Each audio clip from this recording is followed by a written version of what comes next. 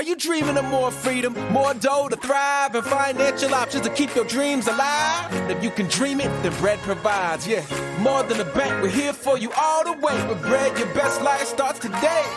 Yeah, your money doing so much more. Bread is just the thing that you're looking for. Cause Bread loves everyone, and it's the type of journey that should be fun. The life you always wanted, time to make it true, cause you deserve it, and Bread is the one for you. For additional information, please visit breadfinancial.com. Only at Metro by T-Mobile, you can upgrade to 5G and get more savings with the lowest price on one line of unlimited 5G. Just $40, period. That's it. Taxes and fees included. Plus, more choices with the largest selection of free 5G phones from brands you love, like Samsung. Switch and save more. Only at Metro.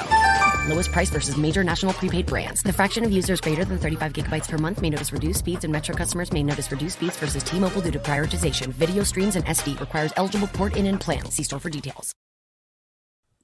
Hey, what's up? It is the Best of the Eric Zane Show podcast, still originating in the Baldwin Ace Hardware Fear Bunker Studio. Baldwin Ace Hardware, a bastion of DIY awesomeness in the Northland of Michigan. Okay? Thank you so much, longtime sponsor. The show, when I'm live, is featured, the live version of it, on Twitch, twitch.tv/Eric Zane Live. If you're the type that's like, yeah, I want to see it as it's happening, that's where you go. Twitch.tv/Eric Zane Live. Please follow. Please subscribe. Subscription is free with an Amazon Prime account. You can figure that out, can't you? I'm also on Facebook. Please like the show on Facebook, facebook.com/Eric Zane fan page. Twitch and Facebook brought to you by Irvine's Auto Repair, Grand Rapids Hybrid, and EV. Follow me on Twitter as well, at Eric Zane Show. Brought to you by Blue Frost IT, bluefrostit.com. And then the almighty YouTube, brought to you by Frank Fuss. Please follow the channel, subscribe to the channel, and hit the bell notification so you know when I go live. And as always, you can email me, eric@ericzaneshow.com. If you just want to chat or drop a line or say, does anyone even say that anymore? Drop me a line. What is that? Where the hell did that come from? They mean like a line of written words, I guess. No one writes handwritten letters anymore. I think I forgot how to write, like actual handwriting. Frankly, it looks like I never learned. It's so bad. Oh, my God. Okay, let's get after it. It's the Best of the Eric Zane Show podcast. A lot of what we have here is about a year ago, maybe a little less than a year ago, talking about my trip to New York and the things that we saw. God, some wild-ass shit. And the spending of time spending out with Anthony from Compound Media. And a whole lot more. I've also got a edition of Dear Meathead coming up in this round of the best of. So enjoy. Welcome. Oh, my gosh. Boy, this is weird. It's, you all get out of a routine. I get out of a routine. And then trying to get back into that routine is, wow. God, I haven't had to deal with this in forever. You know, that, hey, first day back type of vibe. And, well, I mean, I've taken time off, make no mistake, but not like this. 2 weeks. Oh, God. That is, that's when you're used to just every single day doing what you do. Holy shit. This is like really weird. Shuddy had the maple bottle pants and the boots with the fur. The whole club was looking. I was at a wedding last night. This is the new Taking Care of Business song. You know? Or AC/DC's Back in Black. No, not Back in Black. What's the other one? Same album. She Shook Me All Night Long. Now that they don't play, I don't think they play Back in Black at weddings. But I was at a wedding last night, and that damn song, I tell you what, if there's no one on the dance floor, you just bust out, is it Flo Rida with T-Pain? You bust out that song, and everybody loses their mind. It makes the women, just turn into absolute sexual deviants. is what it is what this results in. As I've aged, I've gotten to a point where I don't really dance at weddings. I don't know why. I just feel like an idiot. And because what I do is when everybody's dancing at a wedding, I usually take a look at the one guy who looks like a white guy, looks like a complete jackass, has no rhythm whatsoever. And I'm like, fuck, this is why you never dance. Because then there's going to be somebody looking at you like you're just a fuck face. And, you know, so I'm actually enjoying watching these idiots dance. And the ADHD is going crazy at this wedding, and I'm kind of crawling out of my skin. I was like, oh, fuck. And but I don't want to be, you know, as soon as I get there, be looking for the door. But it's very difficult for me to just sit in one place, and then everybody's having it out on the dance floor. Yeah, Eric, you can go out there and dance, but I don't know. I just never feel it. So. You know, I just bide my time. So, you know, people are dancing. I'm walking around the venue, exploring, you know, one big lap around the place. I'm trying to open up locked doors, seeing what's inside of them, inside of this place. And nothing's really panning out. And then we're getting ready to leave finally. It's me, Diana, and another couple. Fuck, man. Now, we're getting, it's like 9:30. And I'm thinking, okay, this is it. This is long enough. It's time to get out of here. And then our beloved friends, in fact, the mother of the bride, she's like giving me stink eye. She's like, you can't leave. And I'm like, oh, man, I got to get up so early. I mean, I got to get back to work. And she's like, yeah, you don't get up that early anymore. And I go, yeah, I know. Trying to, and she's giving me funny looks and making me feel bad. But it's like, oh. So then, you know, I'm gathering up the masses, me and those other three, including Diana, walking out of the place, and then that song starts. And, I mean, there already were people on the dance floor. Everybody else gets up, even the people that don't dance. The 95-year-old lady who can't even walk, she loses her mind, you know, throws the crutches away, gets up from the chair. She's on the dance floor. Everybody this is the song that you play when people are going to get hurt. It seems like every wedding you go to, there's somebody who gets some type of injury. So as soon as that song starts, man, it's like, oh, fuck, here we go. And Janine turns around. She's with the one with us, the friend and her husband. They turn around. Diana goes, oh, yeah. And they, like, lose their mind. They go back out there. Oh, man. You hit the floor. Talk about low, low, low, low, low, low, low. And I will say this about that song. That song is very easy to dance to. And it kind of makes, I don't know, something about the tempo and the way they dance. It turns everyone into a slut. So they're all dancing slut. I'm like, what the fuck? And then Janine, our pal, she grabs my hands. And I'm like, oh, good, she wants to leave. No, she's pulling me out of the dance. I'm like, oh, fuck, man. And then, so it's me and Diana surrounded by all of our friends. Every single one of them is divorced and has a unbelievable, insatiable appetite for dick. And they're grinding their asses on my dick. And I'm like, what the fuck is going on? And they're just all around me, and that song's playing, and everyone's going, low, low, low, low. I go, Jesus. And so finally it ended. It was over. I know you're thinking, Eric, that isn't that bad of a thing. It's like, I know. I just for some reason cannot do it. I can't have a good time like that on the dance floor. It's just, everybody lost their shit. As soon as that song ends, and then people are trying to walk off the dance floor, and they're sliding and they're falling because there's so much lady moisture that has dripped out of them onto the dance floor.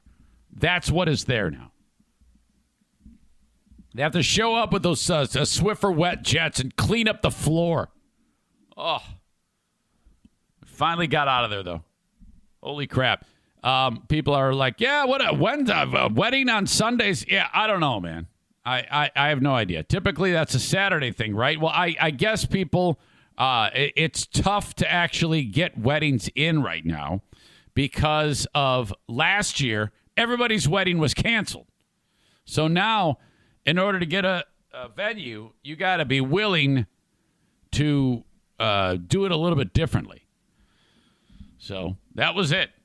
That was, and I tell you what, since vacation ended, let me just tell you, it was right back to the grind because we got back Thursday at like 5 p.m., 6 p.m., sometime around then. And then Friday, I was scheduled all day driving limo. I did 11 hours of that on Friday. And then on Saturday, 15 hours driving. Now, I wasn't driving for 15 hours, but from the time I started driving to work, I got the car, picked people up, dropped them off here, dropped them up, picked them up again, dropped them, I got into bed by like 1, 2 in the morning. So I got done with vacation, all day Friday driving, all day Saturday driving. Sunday, I woke up feeling like shit.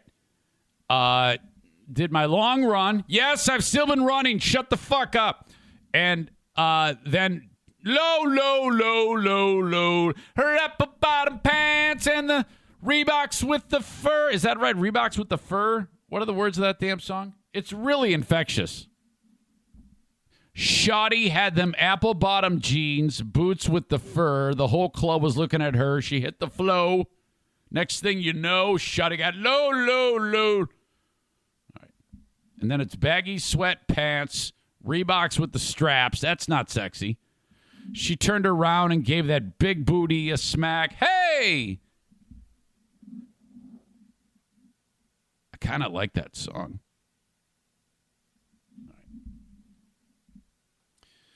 So welcome. Holy shit. I don't even know where to begin.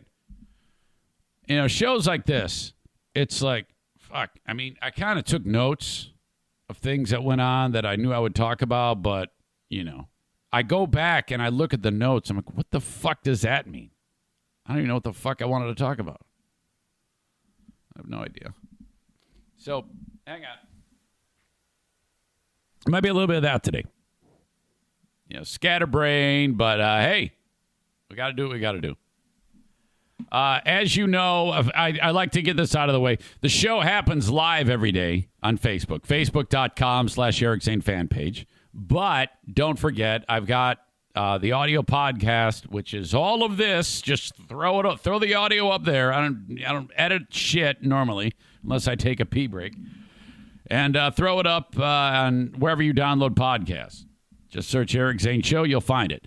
Also, live on Twitter, a Periscope video. Oh, hold on. Facebook is brought to you by Irvine's Auto Repair, Grand Rapids Hybrid. Twitter brought to you by my friends at Blue Frost IT, at Eric Zane Show on Twitter. If you would, please like and share it on Facebook. Retweet it with a snarky comment on Twitter. That would be nice. I'm also on YouTube. That is brought to you by My Policy Shop Insurance. Online at buyinsurancehere.com. Eric Zane Show on YouTube. Hang on. I'm under the weather. I know you're like, oh God, great. He went out on a trip and got COVID. No, I got this. I do have a one of those weird summer colds you get, but it's not COVID. Hang on. That was a weird feeling though. Wait a minute. I don't feel so good. I actually did go and get tested. And they go, yeah, it's negative. That was a relief. On our trip, I'm laying in bed, and I feel like something is amiss. And I'm like, what the hell is that? I haven't been sick in years, like legit. So, And then the next day, I got like a stuffy nose. I'm like, oh my God, this is it. This is the big one. It's a breakthrough case. Have you been following this story about these breakthrough cases? This is legit. Because I'm very, very wise. I usually take information that comes to me and then process it and form my opinion. That's a clever way of saying, I don't know what the fuck I'm talking about. But it appears, and I'm completely digressing here, this is how it's going to be today, that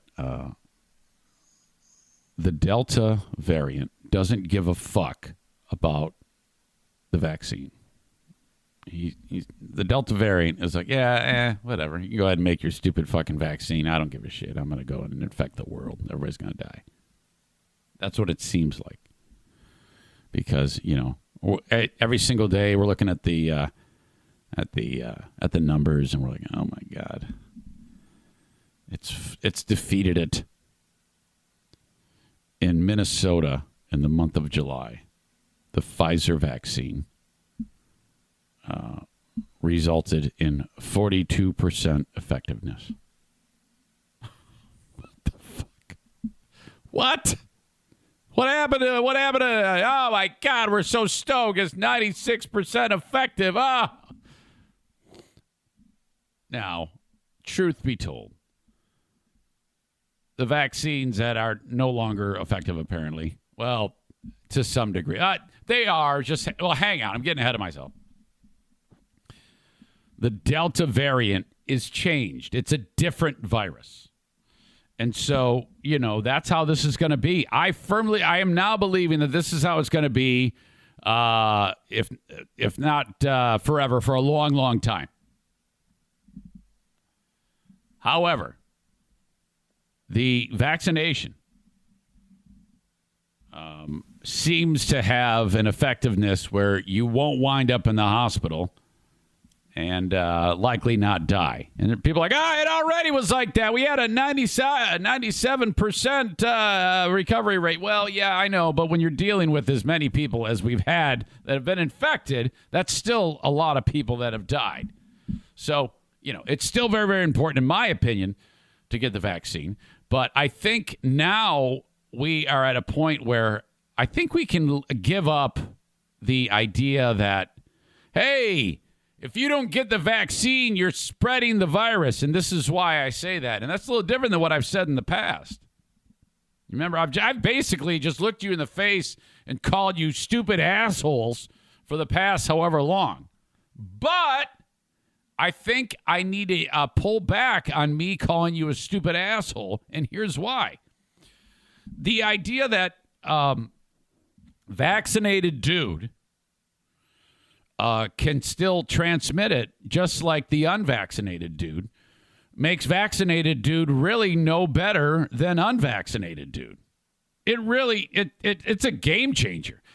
That alone has kind of got me thinking more along the lines of, like people said, hey, it's my choice. It's my choice to get vaccinated. Okay. It's my, and then people like me were constantly saying, no, it's not your choice anymore. It's not your choice at all because of all the people that you're going to affect. Well, that you can't really say that anymore because vaccinated dude is going to spread it just as easily as unvaccinated dude, So it is kind of, in my opinion, down to personal choice at this point. I think at this point, I'm so fucking sick of this. And with now that information being out there, that is an absolute game changer. Okay. So do I think you should still get vaccinated? Yes. Outside of that, though, is there anything more to say? No, not at all.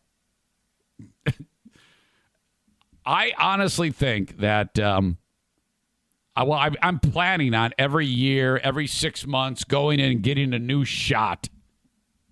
And some of you aren't comfortable getting that shot. And I think now, as the dust settles, that's just the way it's going to be. So you'll get nothing from me.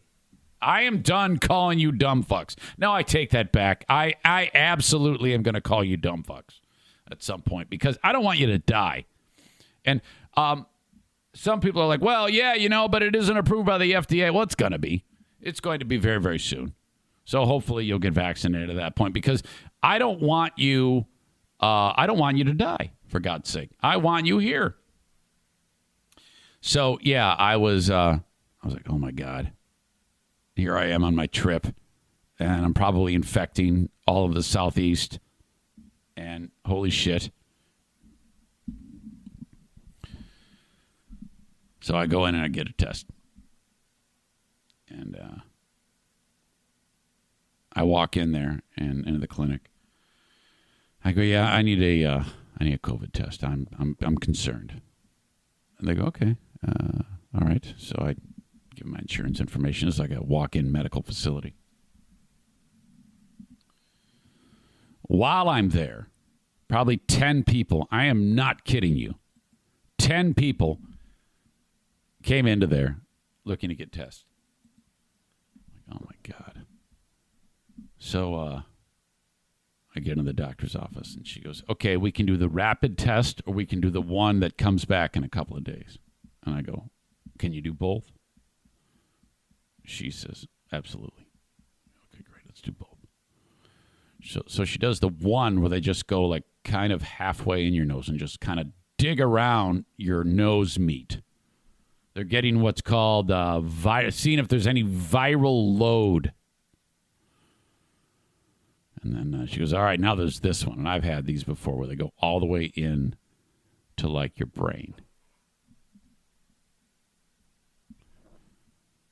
And she goes the one side to my brain. And I go, oh, thank God that's over. She goes, no, now the other side. It's the other side. Since when? Why do you have to do both sides?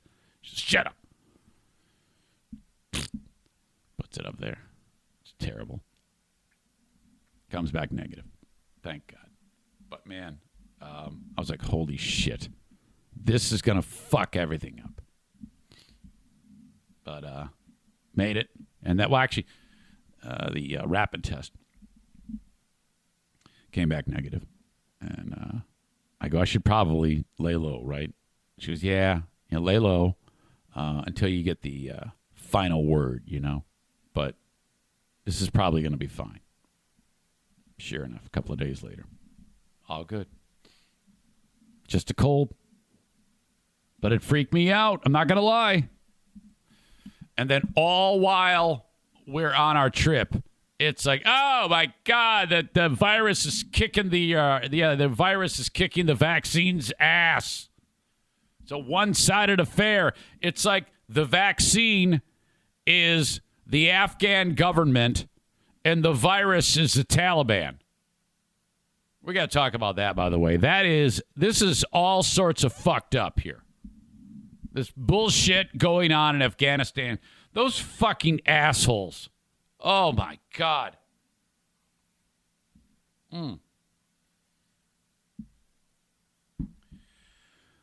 Diana and I are driving in New York City. Now, let me just start with this. We're going to go and be on Anthony's podcast. More on that in a bit. But I was considering getting to there. This is in Manhattan by taking a New Jersey Transit train to a PATH station, Port Authority hub, where the train would take you into Manhattan. So I'm going to jump on a New Jersey Transit train to Newark, and then jump on the train to Newark, which would take me to Penn Station, which is just a block and a half away from where the podcast is done, where Anthony's show is. So I'm like looking at it, and I'm like, okay, that means a train fare for Diana and I once, twice, just to get there, and then back. And, I don't know what I'm doing, so I'm kind of a little bit of anxiety about getting there, So then I'm like, we got a car. Let's just drive over there. And like, I mean, for the amount of cash that I'm going to have or be spending for all these train fares, let's just jump in the car. I mean, how much more can it be? And it's our car. We can come and go as we please. You have no idea.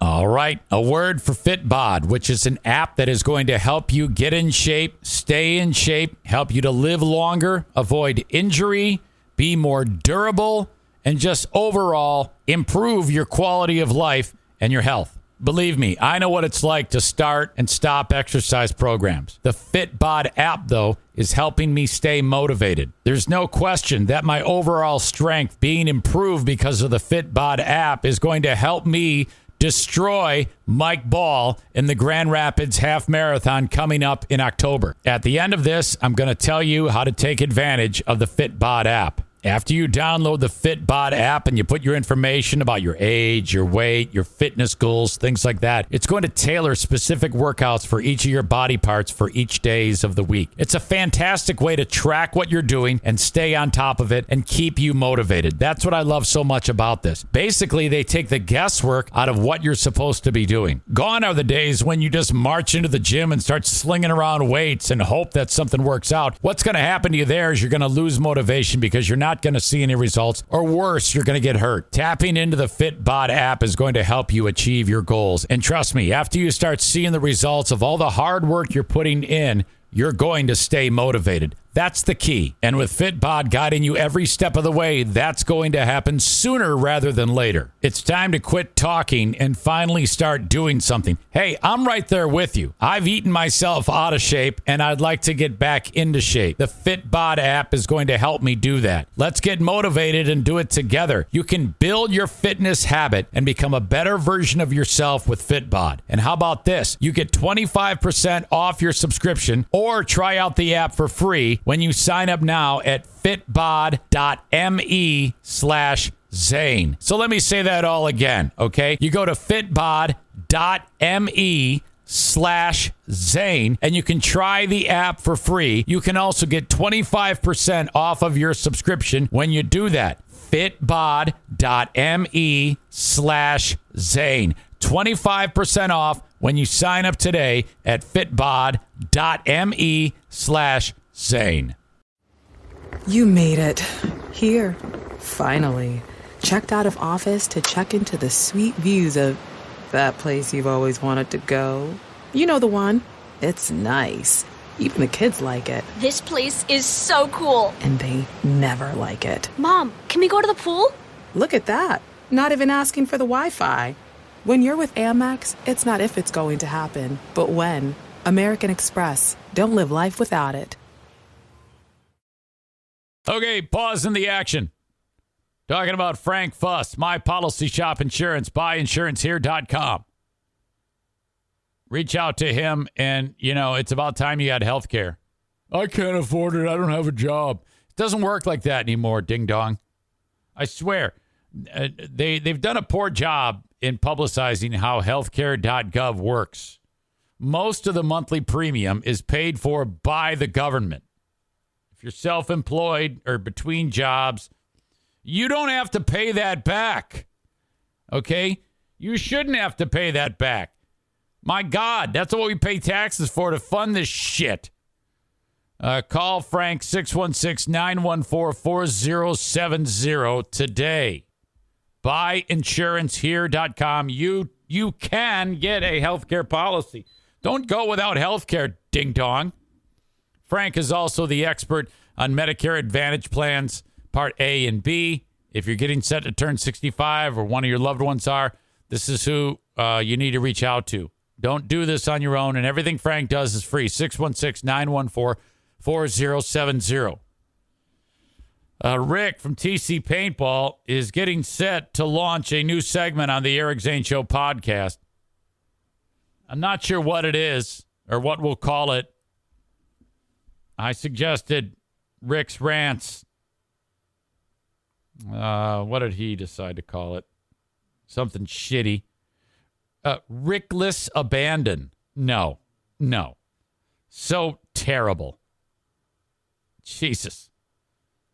Anyway, June 26th at TC Paintball, we're doing another Paintball War. Paintball War number 19, the Summertime Slaughter, with the subtitle, Rest in Peace, Devil Fart Mike. That's going to be $35 is what's going to set you back. You get the paint, you get the gun, you get the mask, you get the field time.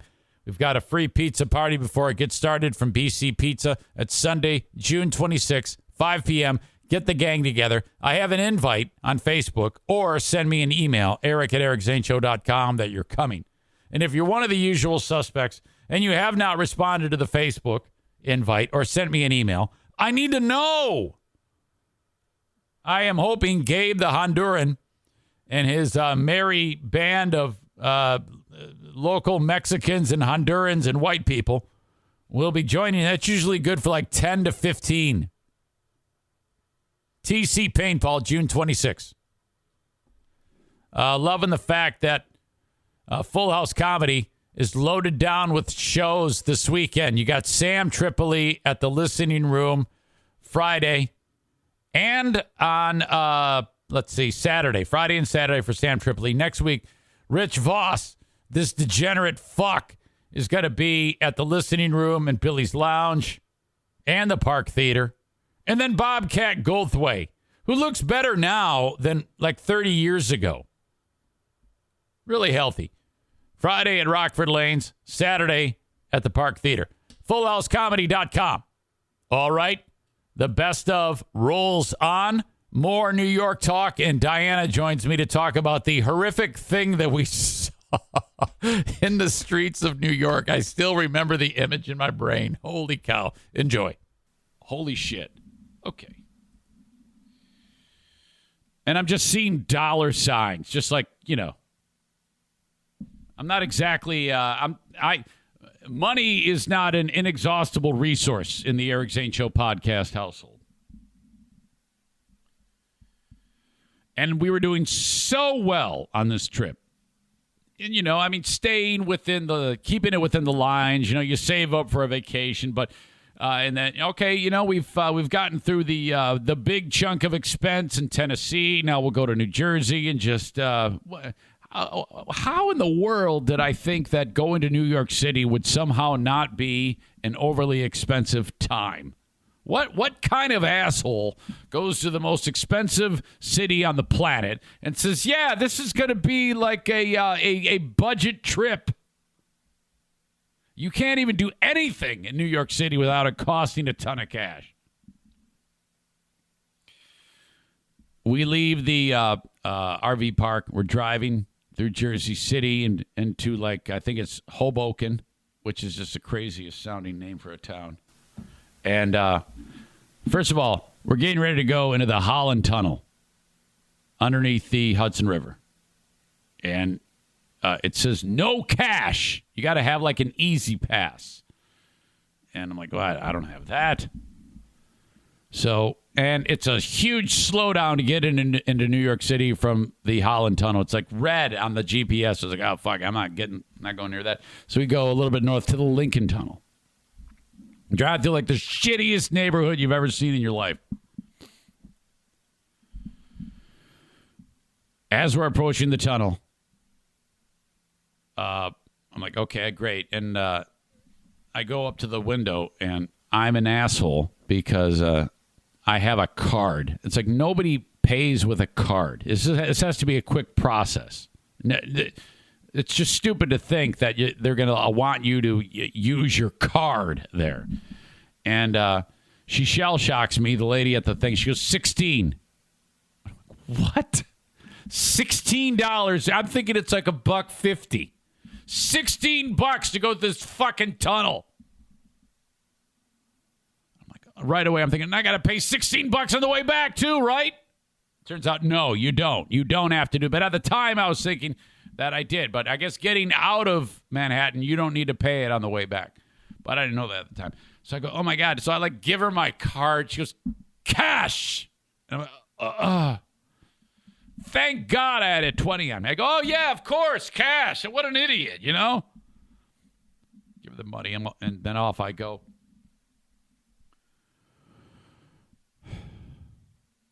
then we're driving around. And right near where the podcast Compound Media is, I see a parking place. And you pull in, and there's a sign. It says, stop vehicle here and wait. Valet walks up. He goes, how long are you going to be here? And this is at like, I don't know, 1 p.m. Noon, somewhere around there. I go, I don't know, 6 or 7. Just prior to that, when I'm getting ready to pull into the garage, I see the menu of the costs. Now, I don't know how I managed to misread this, but this was actually said to Diane. I go, this isn't bad. $23 for the day. I go, in Grand Rapids, it's like $20 for a day. I go, anybody who's this whole New York is expensive place to park it's expensive to park in New York is full of shit. It's just like any American city. So I'm like, yes, sweet. So I don't know what the fuck happened or where I saw 23, and I don't know, maybe that was something else because he says, how long are you going to be here? I don't know, 6 or 7, we'll pick it up. It's a valet deal. And he goes, okay, it's $75. What? And so whenever this happens to me, I try not to make the face like I just made, like I just smelled shit. and just kind of like, money's no object here. And so I look at Diana, and she looks at me, and there's cars lining up behind us. And this guy, he knows that I'm thinking about just backing out and going someplace else. Like I'm going to find some fucking sale on parking or some shit. So I go, all right. I go, yeah, okay, of course, 75, no problem, man. I'm rich. So he rips a thing. We walk around the car checking for damage, and he's reminding me of how shitty my car is.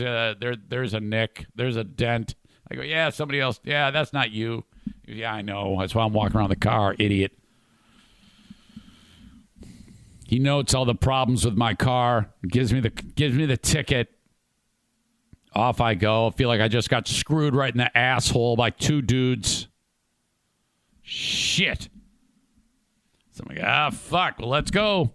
Let's go have a good time. Just prior to that, we're driving to the garage, and there's some crazy fucker on the side of the road in Manhattan. This is like near Times Square. And as we're approaching him, he's on the right. We see him unbuckling his pants. And so I go, well, what's he going to do? And so my eyes are on the road because I've got vehicles in front of me, and you don't dare take your eyes off the road. You know, somebody's going to honk at you. You're going to hit somebody. And Diana's looking back at him, and she's giving me play-by-play. She goes, oh, God, he's getting ready to pee right in the street. No. If it were only that simple. I turn around just for an instant to see now he is not peeing. His pants are below his ass and dick and balls. And he is squatting. And Diana goes, he's going to take a shit. Is that Daisy? I was just telling, hey, come here a second. No. Yeah, no, you don't have to be on camera. I was just telling him the story about the guy. When we were driving, and I'm at to the part of the story where you said, he's going to take a shit. Hang on. Let me get you a microphone. Give me a microphone. Give me a microphone. Okay. I haven't had my coffee yet. Yeah, I know. Why don't you sit so you're comfy? No, because I'm not then you got to bend over on this. And I'm then you not staying. No, I know, you know, but sorry, just take a second. Don't be so difficult. Say hello to these nice people. Hello. So, okay, just so you know, so you're comfortable. They can't see you. I know. Well, they saw you when you walked in. It was just a glimpse. So, I'm looking forward, and she's looking backward. And she goes, "Oh my God, he's taking a shit." So I look back, and I saw his ass, and so did you. You know, he thought he was being secretive because he was hiding behind the wall, but Well, yeah, there's like construction going on, and so there's also all this plants right on the edge of the street, on whatever street we're on. right in this wall, but It was did he not realize that the people on that side of the wall that he was hiding behind would be able to see him? motorists. So I guess, yes, pedestrians may have been obscured from what we were about to see, but we were not. No. And so this skinny, crack-addicted black man has felt it that now is the time to take care of whatever is causing him an issue. But we learned that he did not have to take a dump. Is that right? I don't think he had to take a dump. I think a turd was stuck because he pulls his pants down and then uses his hand as toilet paper to knock the turd off his asshole, and it lands on the street. Did you see the actual turd Yes. actually leave his body and land? Yes. It was either a turd or a stick. I don't know. Well, it was brown and looked turdish in nature. Yes. Correct. So, you know that though, there's a term I heard Patriot Nick say that's been used a lot. That's going to itch when it dries. He must have shit in his pants and then it dried. He's like, "Fuck it, man, I can't take your shit anymore." Right. Exactly. That's had to have been what happened, or else, maybe he thought he had to toot, and this little Wow. hardened turd came out, or tried to come out. And What a dilemma that must have been. It must have been a really intense itch if his best option is to just drop his pants and use his hand, pretend his hand is a credit card, sliding it through his ass crack, because he actually did this edge of his hand was what he went, like. Yeah, he just He swept at it Yeah. a couple times until it plopped out. And now I didn't actually see the hand motion, but you were describing. You go and he's taking his shit. Oh no, he's wiping his ass. He's wiping his ass with his hand. Oh, and shit just flew out of him. So this is all. We're 3 minutes into our trip into the city, and I was like, wow, what a man! This people live here. What a bunch of fucking animals. It was unbelievable. Oh, and here we are a few days removed from that, a week, and that is like the top thing on my mind to talk about. Exactly. Yeah, it was Ah, quite the sight. okay. So, what did you think about all of our group of divorced friends rubbing their asses on my penis last night during that song that they made me dance to? You were watching all of that. Yeah, I knew it was bound to happen. Yeah, you just let it happen. You actually shot video of that. I did. All right.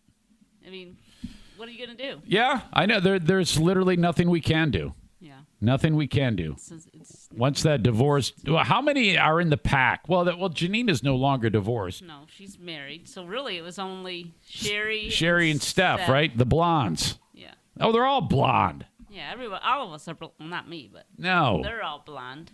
But I'm getting blonde. Well, yeah, your hair is definitely turning blonde, which is, kind of a blessing. Redheads don't turn gray. They turn kind of like a cream white. Is that right? I don't know if I would describe it as cream. Yeah, that's a terrible way to describe it. Hey, this is my wife with her cream hair. They're going to think it's something entirely different. No. Yeah, just like a blondish. Let me ask you a question here while I have you. Do you have maybe a mild crush on our new pal, Anthony Cumia? No.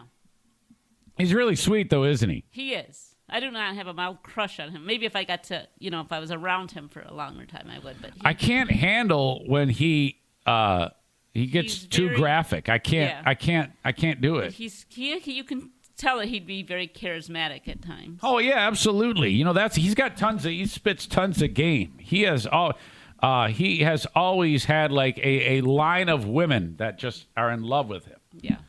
Do you think what do you think that the reason behind that is? Because of his notoriety? No, I don't think necessarily that. I think it's his sense of humor. It makes him extremely attractive to people. Yeah. But notoriety may have something to do with it. I mean, whatever. He's blessed with that. But I cannot handle it when it gets too graphic. I'm like, fuck, come on. I can't do it. Because he didn't do that with me because he doesn't know me. Right. But when fuck, some of the shit he said, because we're driving with Diana listening to shows, and he starts getting really graphic, and I like look over at Diana, and she's like shaking her head, and I'm like, fuck, I can't take it. And I'm going to get some coffee now. Okay, thanks. The doctor soon. You're going to the doctor. My orthopedic. You're for your shoulder. Yeah. Okay. So hey, you and I are we're turning we're starting the diets again, right? Yes. Mike Ball is saying, yeah, right. I'm sure he'll be dropping off some little Debbies at the store now, or at the door. All right, thank you so much. See you, bye. Okay, see you. There you go, the queen of the forest, my lovely multi-talented wife, Diana. Okay, everybody, hold on. I got to tell you about something important. We're back to 2022. If someone you know is celebrating a birthday, anniversary, maybe they need a congratulatory message or roast, or they're a total shithead. I say that with love. Hire me on Cameo to recognize them. Now, honestly, I can be a huge dick if you tell me to on these, or I can be really nice. I can tailor the message towards an adult or even a kid. I've done these for kids. Hey, nice job. You want to see the dogs? Anyway, they're a lot of fun. Cameo.com/Eric Zane. And mine are only $15. I think they might be $15.99, actually. I make like nothing on these. I've been doing these for years. And I think I've made like $1,000. There are people on there who do it one for $1,000. I mean, they make like $500,000 a year doing these stupid things. Holy shit. Now that would be awesome. Can you imagine if all you did was cameos? I imagine that would get old though, you know? Okay. Anyway, Irvine's Auto Repair, Grand Rapids Hybrid and EV is the car repair shop of choice for the Eric Zane Show podcast. And, you know, I think one of the most impressive things is the 5 stars, virtually 5 stars that they have on Google reviews. You got to, I mean, that's not easy work. You got to really be serving the client, the customers. And they prominently display their Google reviews at irvines.com, right at the top of the page. Specializing in all makes and models except Volkswagens, hybrids, and EVs. Irvine's Auto Repair, Grand Rapids Hybrid and EV. You got early drop-off. You can pick it up after hours with the key in this special lockbox. Hell, you don't even need to really even see anybody. I love how when you drop it off and they do the inspection for whatever you think the problem is, and then they say, okay, yeah, this is the problem, and they send you actual pictures and short movies on email. This is what it's supposed to look like, and this is what yours looks like. Then they do the full inspection. Oh, by the way, look at your antifreeze here. It's like brown. It's supposed to be green. You might want to change that. They send you a picture with it. It's awesome. Very, very thorough. Okay. And then they also have free loaner cars that you can borrow. How about that? Irvine's Auto Repair, Grand Rapids Hybrid, and EV. Smack dab right in the middle of Grand Rapids, 3 blocks east of US 131. Down a street called Stafford. Can't miss it. Okay. Where am I? A&E Heating and Cooling, the immortal Joe Martinez and his family. I laugh because on the other show I talked about them all sleeping in the same bed like the brat from Willy Wonka. I don't know why I pictured that. Probably because they all work together. A&E Heating and Cooling. Go ahead, get a couple of estimates from whatever idiot companies are in West Michigan. Just have Joe be third. He'll beat the price. He'll install the Cadillac of all air conditioning and heating units, the Comfort Maker brand. A&E Heating and Cooling. 616-516-8579. Yeah. Okay, continuing on with the best of. More of my time in New York City hanging with the legendary Anthony Cumia. Of course, made his name for himself during the Opie and Anthony show, and that got all fucked up. And now reemerged like the phoenix from the ashes for the last 8 years running Compound Media. This was the start right here. This story was the start of how I, for the past year, have been able to get my shows on Compound Media. This is how it all happened right here. Enjoy.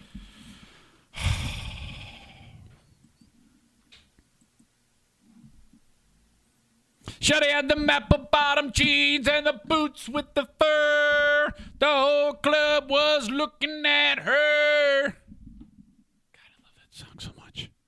She hit the floor. So, yeah.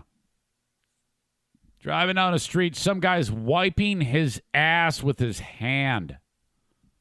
Fuck. So, the expense for parking the car. That was just the beginning. Go up. We walk around Times Square. Diana gets, she sees the naked cowboy. You know that guy, the naked cowboy? He's got just a pair of whitey tighties on with a cowboy hat and boots and a guitar walking around Times Square. Diana sees him. She goes, "Oh, my God, I've got to get my picture taken with him." And she pulls out her $5 bill. I've got a video of him, and then I turn it towards her, and then I put the camera on her $5 bill, and I'm describing this to you explicitly and not showing it to you because of what happened. And then he goes walking up to her, and the guy, I mean, he hasn't changed in 25 years. He looks still like he's like 28 years old. And she gives him the $5 bill, puts it in the guitar, and he picks her up. He scoops her up. And I got the video, and then the wind blows her. She had this cute little sundress on, blows it right up. And so her ass is hanging out. She had underwear on for a change. And she was like, "Oh, my God." He goes, "Yeah, getting a little air in there." I'm like, "Oh, no." So that's the video. And then he puts her down, and then she's like, "Oh, God, my underwear was showing it." So she won't let me show it. And I'm like, "Yeah, I understand." So that was fun. It was great. We then go over to where the Compound Media is. It's actually, in this one particular area near where we actually came through on the Holland Tunnel. Kinda. We had to walk a little bit. No big deal. But we then go and across the street from where we have to be, and we have lunch. And this is also a place that I'm pretty sure that is where Anthony kind of goes before every show to like get a bite to eat and a beer. Sure enough, he walks in. I see him. I go, "Hey, man, I'm your first guest. I'm Eric." He goes, "Oh, my God, this is great." Shakes my hand. And then I go, you wanna sit and have a beer?" He goes, "No, I got to prep for the show." And I go, "Of course you do." Okay, so off he goes. It's a little weird. He's sitting there. I'm like, he's like a few tables away. And I'm like, "Oh, God, this is stupid. We got to get out of here." Got the hell out of there. So a lot of you don't know because where we grew up here, where I made my mark in radio, and in some areas you'll know, but Anthony Cumia is one half of the Opie and Anthony show. So, all right. This is pretty cool because Anthony is kind of like a pioneer in this type of content. Joe Rogan himself said that the Opie and Anthony show invented podcasting. It's like, well, wait, didn't you invent podcasting? I mean, Joe Rogan, he was actually motivated to do what he does now because of their radio show, that style of show where, the dynamic between the show members, maybe bringing in comedians, stuff like that, and then just everybody just attacking each other and having fun. That's where a lot of what he does came into play. Now, his show obviously has evolved to the interviewing style and things like that, but he credits them. So, I mean, it's kind of a pretty big endorsement there if that happens. So, there's all sorts of different nuances about that show on the radio that you could talk for hours about. But ultimately what happened was Anthony gets shit canned in 2014 from Sirius XM. And he's like, well, fuck, what do I do now? Well, what did he do? He fucking started a podcast. And, Anthony did it from his residence in Long Island, and he had a lot of excellent technical equipment and the means to get the assistance from various people. It's definitely wasn't a one-man show, but he started doing his podcast, subscription-based, and it worked out for him because then he ended up moving into Manhattan proper, has a number of other shows, couple of dozen shows on there on Compound Media. So that studio that I was in doing that show with him, it's also refitted for all these other shows, and people pay a few bucks a month, and they get access to all of these things. That's what this is all about. So, this is one thing I said to Anthony was I've kind of was identified with the guy in terms of the mentality and the mindset and about how he produces content, talks about the things that he talks about. A lot of the times I'm like, oh shit, I can relate to what that guy's saying quite a bit. And I said to Anthony, I go, fuck, you scared me though, because I was always afraid to go against you because of their show. But for one reason or another, in Grand Rapids, Freeburg Hot Wings, Opie and Anthony signed on, and they didn't get one fucking leg to stand on. We kicked their ass. But it wasn't like I was sitting there bragging about it. I was always concerned that show would take off, but it never did. And we had too much of a head start. Whatever. So to be then reached, they reached out to me. E-Rock, the guy who runs Anthony's network, he says, "Hey man, I want you on I want you on our show at some point." So I go, "All right, I'm gonna make a special trip just to be on this show." So now in the back of my mind, I had kind of like a thing, a fantasy in my head, and this is the fantasy. In the fantasy, I go on to Anthony's show, and I had such a wonderful time. And the response was so good that I get approached and, hey, we want you to be Anthony's partner, or we want you to do your own show or something like that. That's what goes on in the head of a dreamer. And I know it does mine. It might do for you and your respective business at one point or another. But I'm constantly having moments like that. I might be a fucking home run hitter in one fantasy. I might be the best podcaster in the world in another fantasy. There's always something going on in my head. But I did entertain that. And then, you push it aside and you don't even think about it. So, day of going to do it after I watch the guy wipe his ass with his hand and get bent over at the parking garage. I see Anthony at the bar across the street. Now it's time to go. I meet E-Rock right in front of the place. He goes, "Hey, Eric." So, we go up there and what was neat about this place is they're like busting out at the seams. There's a lot of personnel inside of a small space working, getting prepared for the next show, which is Anthony's at 4 p.m. And he's not yet up, and we're sitting there in this green room area, and there's a lot of activity, and like I said, he has a lot of people working for him, and that's cool, because it comes back to creating something from nothing. And anytime somebody does that, I'm always really interested in how how it's made, and that's cool that the guy has been able to find his way for 7 years now doing podcasting. video and audio podcasting, and has an infrastructure in place. People who earn a living helping him put this show on, and it's powered only by subscriptions. So here I am. I'm excited. And Anthony comes in again. Hey, how are you? Hey, sorry I couldn't talk to you. All right, great. He grabs a beer. He goes into the studio. He sits down.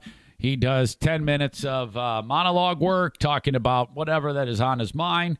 And then just prior to that, E-Rock says to me, he goes, hey, you know who you're going to be sharing time with on the show today? I go, yeah, the guy who shot Osama bin Laden in the face.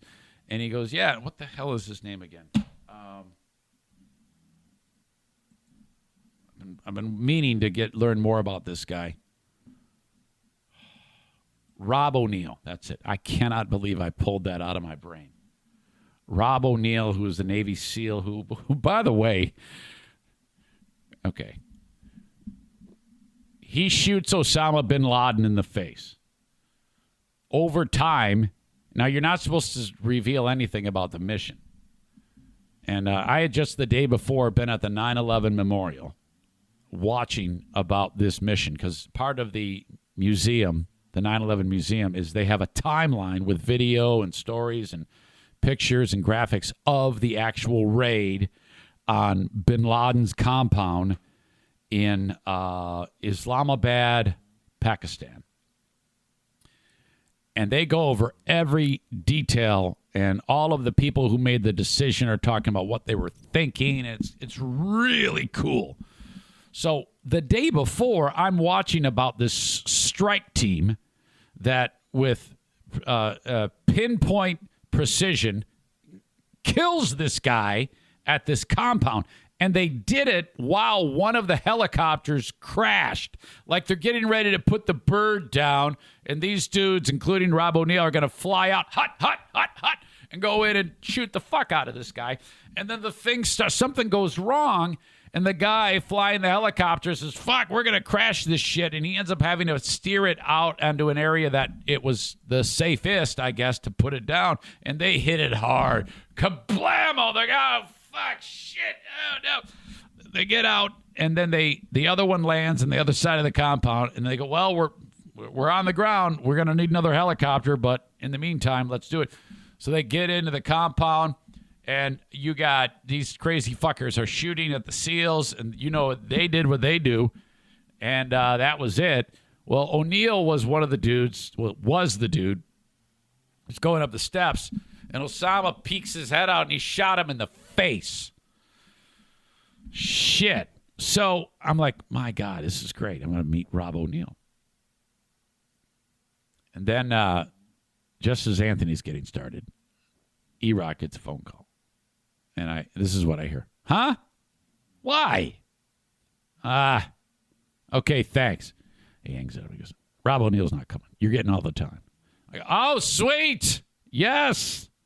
And I wish we had more time because we hit it off. He says, all right, let's bring in Eric Zane. I walk in there, and I've never really spoken to the guy. And I don't know, we just kind of hit it off.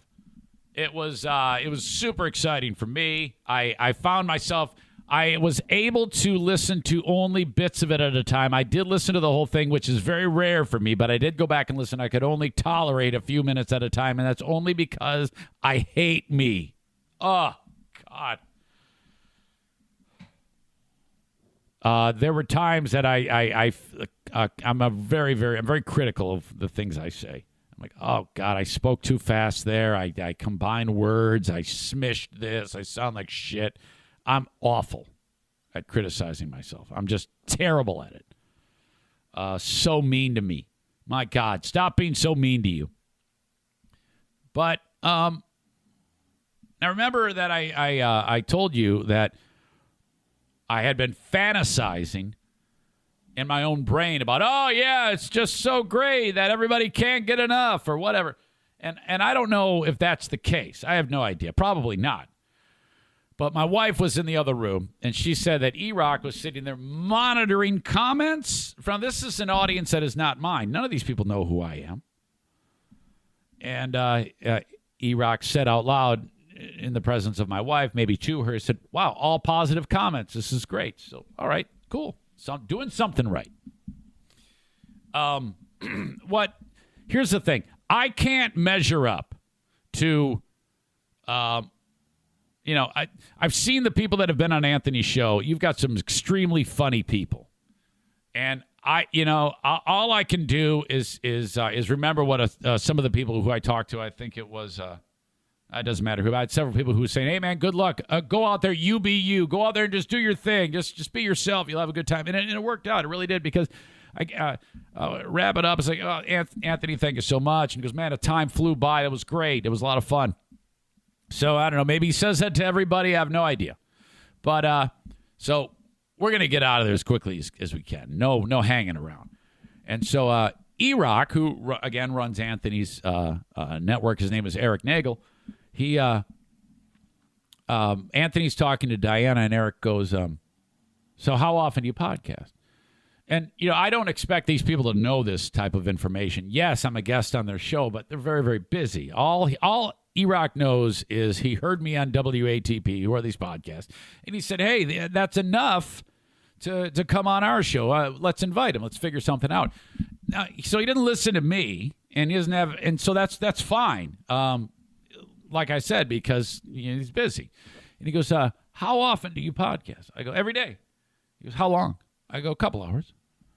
And he's like, oh, my God. I go, yeah, it's not that different than this in terms of, I don't have anybody helping me. It's just me. But, and he goes, hey, let me run this by you. And, would you go ahead and do an hour and then send it to me? I go, yeah. What are you thinking? He goes, well, we do this from time to time. We'll test shows, and people will do some time, and we'll post it through our platform, and just basically gauge what people think about it. Now, this isn't exactly like my little dream fantasy that I was talking to you about, but it's reasonable. I was like, and so this is a great opportunity. This is an excellent opportunity. And I'm trying, in my brain, in this conversation with him, I'm trying to be like, oh yeah, sure, no problem. But in my head, I'm like, holy fuck, this is reasonably enough like what you prophesized to make you should be freaking out right now. But I'm like, don't freak out. Just be cool. Be cool, Eric. No, when you're a guy, I'm a ham and egger. It is what it is. When you're me and I'm not exactly blessed with lots of big opportunities. For 2 years and 8 months now, I've been in this room doing what I love to do, and that is talk to the constituent audience who have lifted me up and kept me viable. But make no mistake, it's not like there's people are banging down the door saying, holy shit, you're amazing, But you guys have encouraged me to keep doing this. So this is an opportunity that, I've kind of been prepared for. Had I not been doing this with you, I would have looked shell-shocked when E-Rock suggested that I do an hour for them to post. And this is no problem, obviously. I've been doing this long enough to know that how to rattle off a significant amount of time doing what I do. So he says, yeah, give me an hour. Spend about 10 minutes introducing yourself to the audience. Whatever type, and I know what he's talking about, anecdotal things or anything to move the meter. Keep them engaged. And then he goes, then do 50 minutes, 50 minutes of topical things. Whatever you want. I go, all right, I can do that. He goes, then just send it to me. I go, yep, no problem. And I'm trying to play it cool. So what this means is that, I don't know about today. I guess it could be today. It depends on how much I get done here. I do have a number of things to take care of. I'll end up doing an hour and then sending it his way, and then he posts it on Compound Media, and then we see where that goes. Nothing, no commitment, nothing, no one's out anything other than the time. And that's very helpful to your old pal Eric. I'm very, very grateful for that opportunity because, it's all about getting new sets of ears on the Eric Zane Show podcast. And frankly, that is obviously a much larger platform than what I am used to. Just being on the show, I'm introduced to brand new ears and eyes. And by the time I'm sitting there with Anthony and my phone's buzzing, I didn't have it on Do Not Disturb, and it's new people following on Twitter. I'm like, oh, this is so great. This is absolutely working like a charm. Worth every penny of the $75 at the parking garage. All right, pausing the action. I've got merch. I think now I sell like one T-shirt a year because people who bought T-shirts, they like buy one and then it wears out and then fuck that guy. I'm just kidding. Merch is at ericzaneshow.com. If you want to get an Eric Zane Show podcast T-shirt, makes a great gift. They're actually pretty affordably priced, but they bend you over on the shipping. It's like, what the fuck? But that's the only place you can get them. ericzane.com. I'm sorry. ericzaneshow.com. Click on merch. Let's see. This show is airing on the 27th of May. The 28th, cousins/lovers Jacob and Jason Bennett will be in the basement putting in the flooring. My God, it's going to be awesome. Finally, it's happening. Have Jacob or Have Jacob or Jason visit your residence or your business and measure that thing out. It's going to cost you this much to put the flooring down. They encourage you to do all the heavy grunt work. That's going to save you cash, or their full service if you want. It's up to you. They do everything, man. Any type of flooring, they can take care of it. 616-318-0167. Hello, it's Jacob. That's how he picks up the phone. Hello, it's Jacob. He takes hello, this is Jacob, and becomes one word. Hello, it's Jacob. 616-318-0167. They bought a old ambulance that someone else who used to be in the flooring industry converted into a work truck, painted it black, and it says flooring department on it. So that flooring guy sold that vehicle to Jacob, another flooring guy. So it's a black ambulance that says flooring DEPT, period, on it. This ghetto flooring ambulance, 616-318-0167. If you're in West Michigan, no one that is cheaper for professional installation. I promise you that, and you're going to be so happy. I'm telling you. I can't wait to see this. In fact, it's going to be just fantastic to have that done finally. Get that monkey off my back.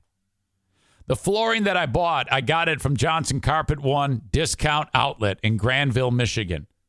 34 boxes of this stuff. I think it was like 60 pounds a box. I had to haul it all downstairs. Oh, God. What a workout. Buy it for cheaper. Buy it on the cheap. Okay, I sound like an idiot. Here's what happens. There's two stores. There's Johnson Carpet One Floor and Home main showroom. And then just a little bit to the west on Chicago is Johnson Carpet One Discount Outlet. That's where Kent dropped the E out of U works.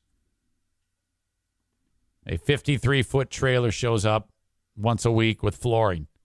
And then these dudes, these stiffs, got to unload it. Josh, Aram, and Kent dropped the E out of U, I think. There might be more than that.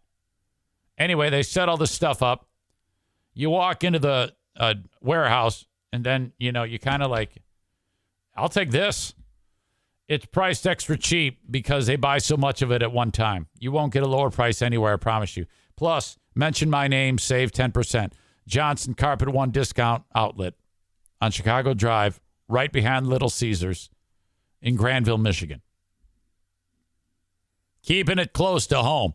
Bosco's Pub, part of Terra Square. Go there and get a Luigi, man.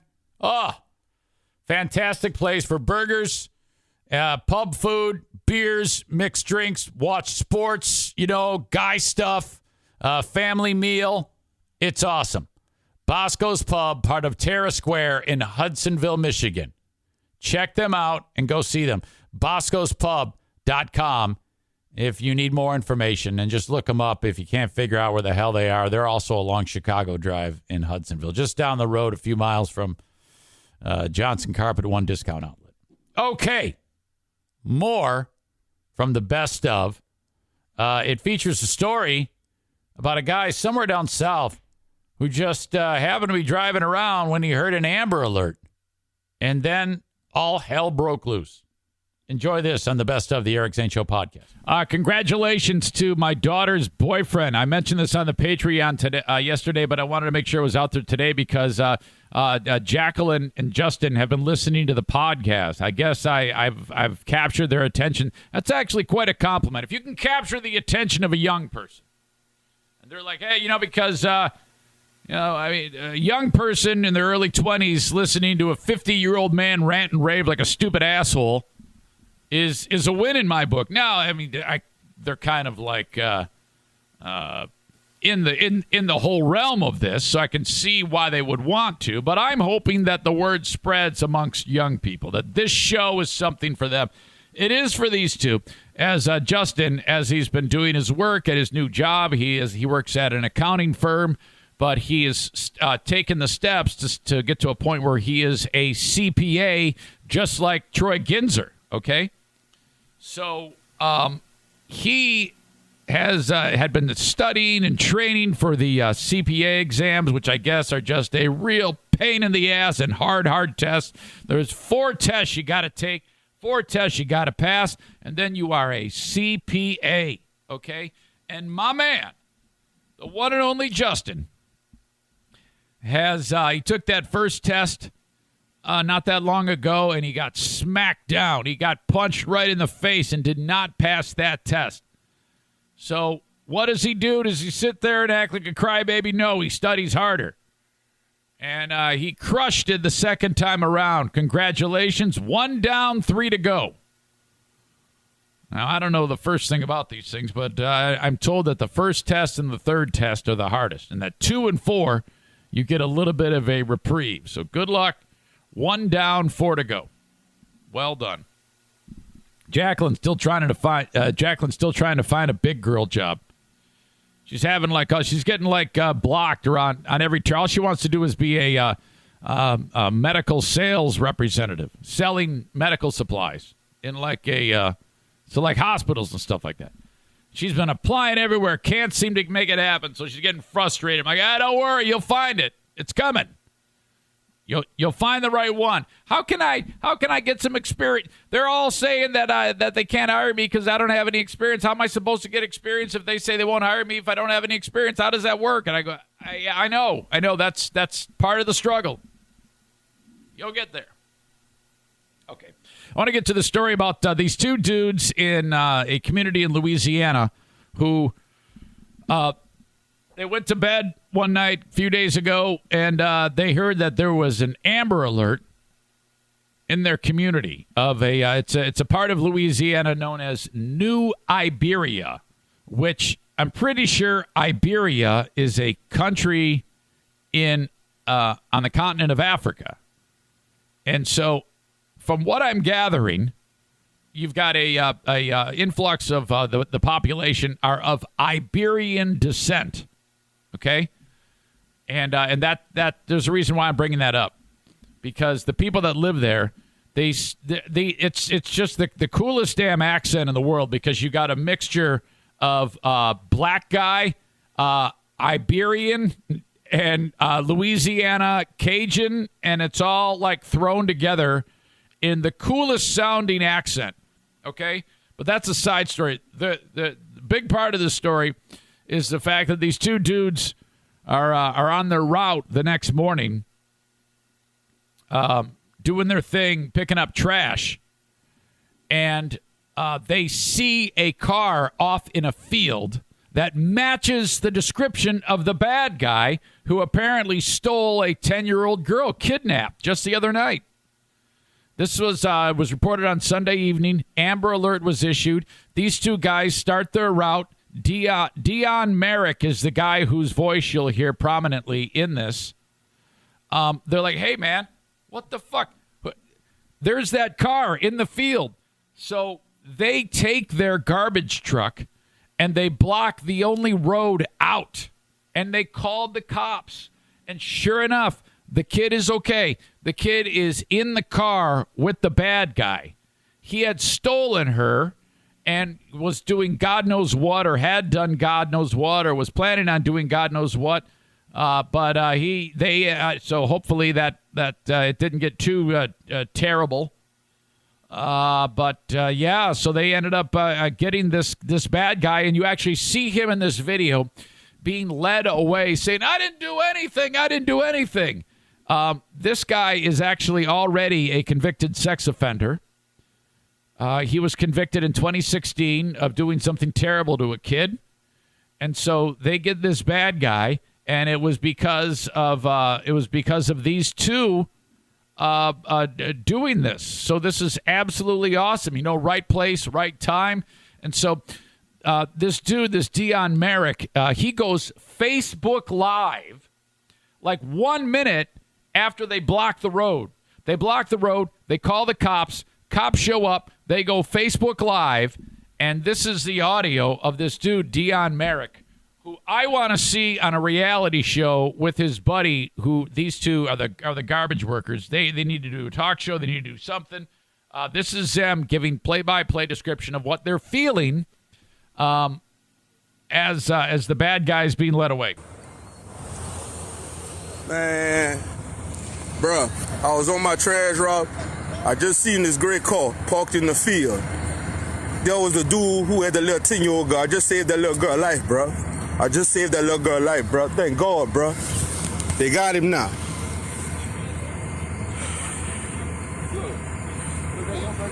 Come on, man. You don't do that to nobody, man. Come on, man. I'm glad they got it, man. That's a blessing, man. They saved that little girl. I think these guys' dad starred in the movie Airplane. Thanks to two Pelican drivers, man. Thank y'all, fellas. Don't leave just yet, because we're going to need to get some information from you. You can hear the cop thanking him. All right. Got you, man. Man, I'm serious, man. That's sad, dog. That's sad, cuz. I see that little girl life, man. Little girl 10 years old, man. On my job, dog. On my job. Amber Alert this morning. I love this guy. Come on, man. Did you hear that guy screaming in the background? That's the bad guy. That's a bad guy when they're putting him in the cop car. That's how fresh this is. Did you hear me? He goes, what are you doing this to me? This morning.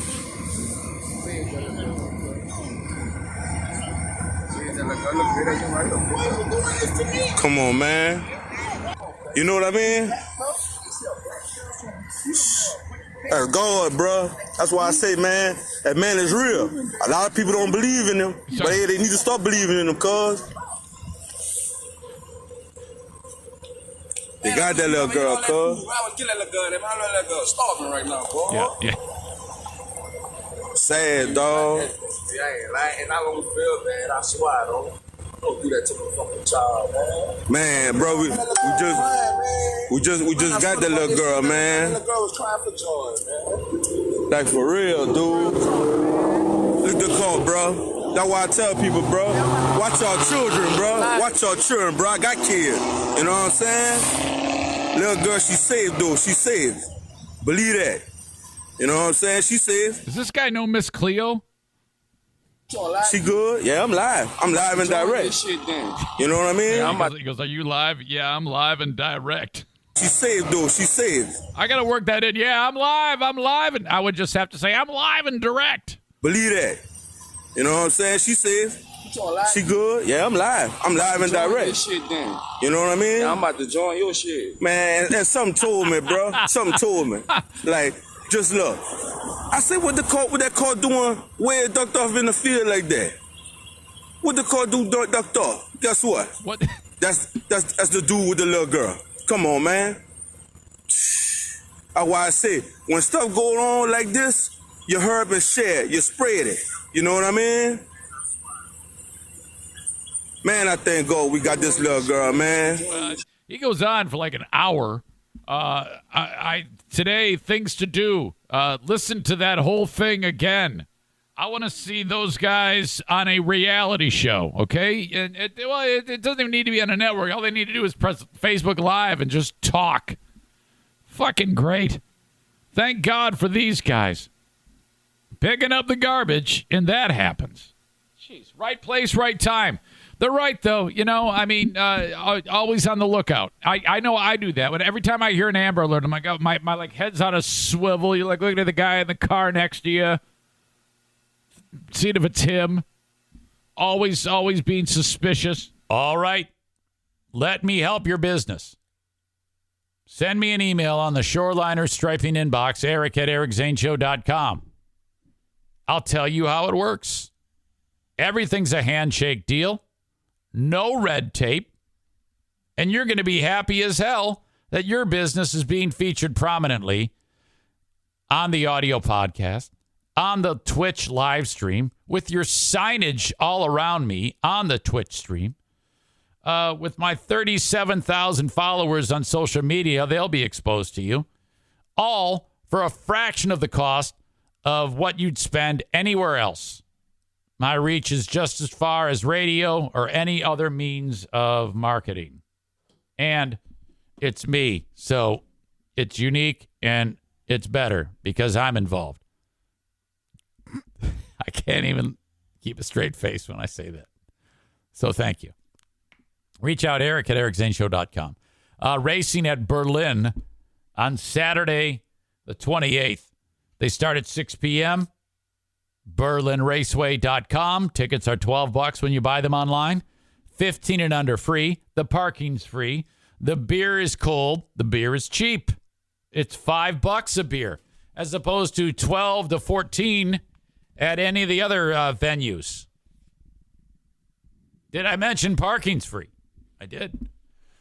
So you're paying $12 a ticket when you buy online.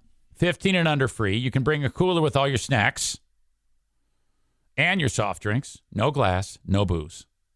That's it. It's 5 to 10,000 people there packed in, having a great time watching these local heroes who work all week long and work on their cars and then race their asses off at Berlin Raceway. I love this track. I love those people that run it. Thank you to them for being part of the show.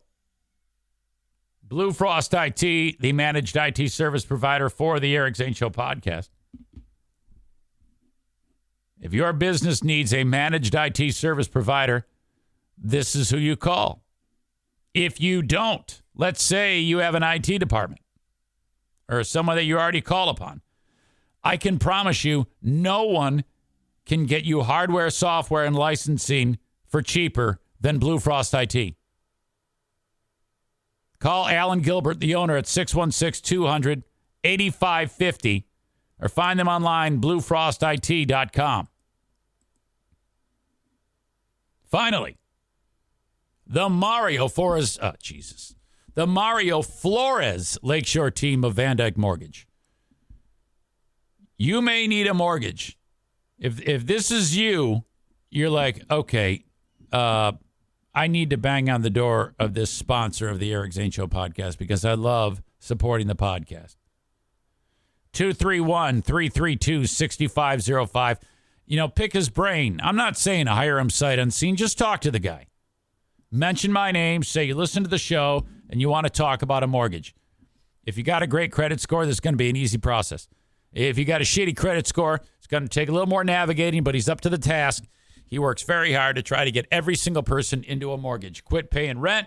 Get into a mortgage today with Mario. NMLS number 3035. They are the bank. They got the money. You can get it. 231-332-6505. mention me when you call Mario. Okay. This is the best of. Remember the Gorilla Glue dumbass? That's spoken about here. And another edition of Dear Meathead. Enjoy.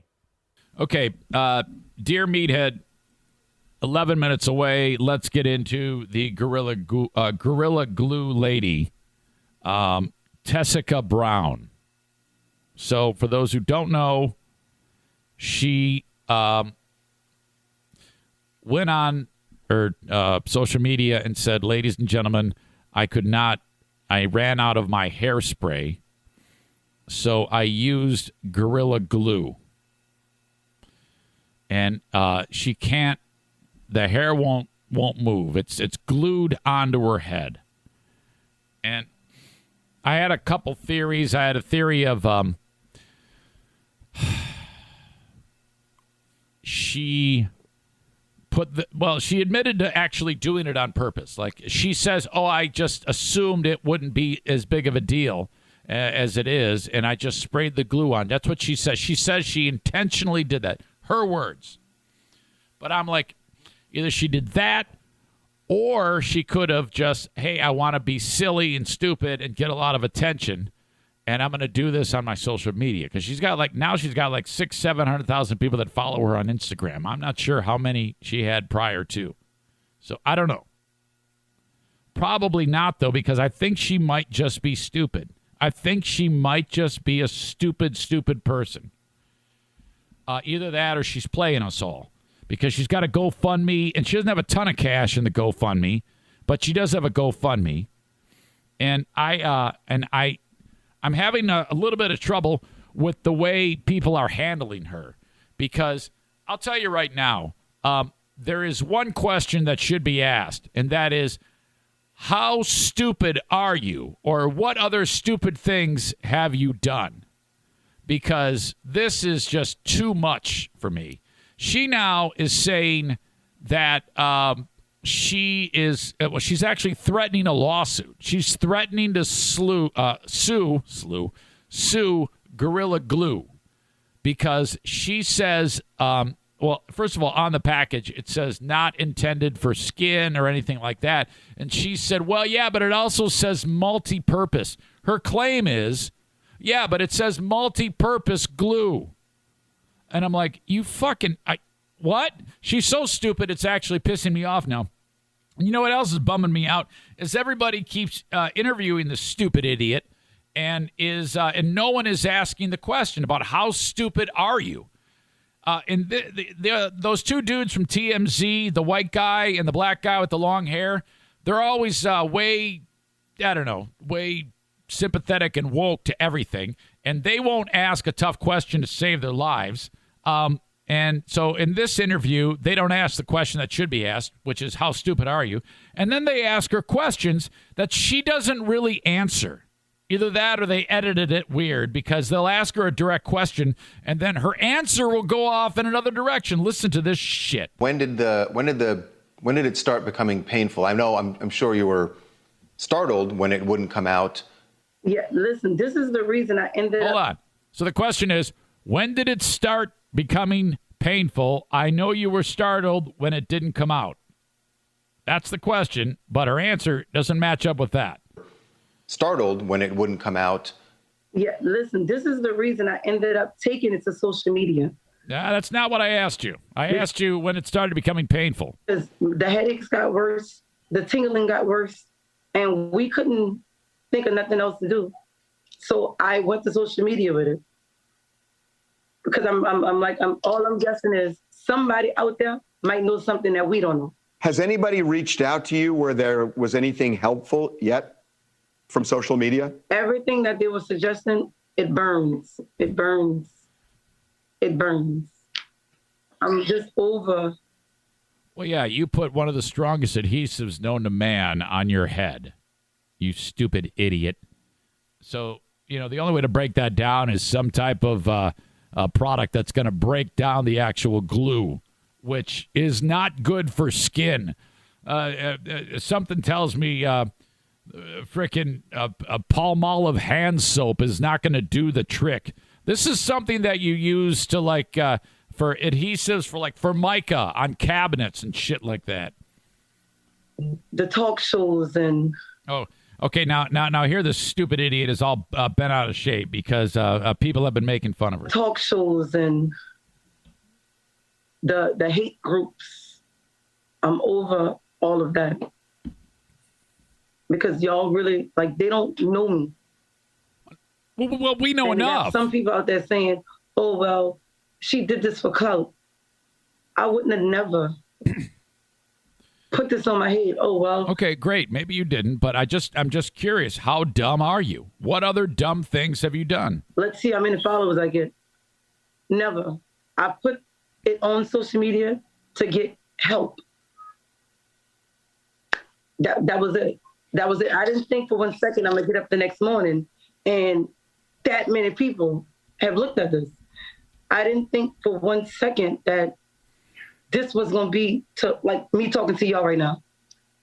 Never thought it was gonna get this far. Then they started talking about the whole GoFundMe. After we started reading up on what this could do to my hair, we made the GoFundMe for me to get wigs for after this is all over.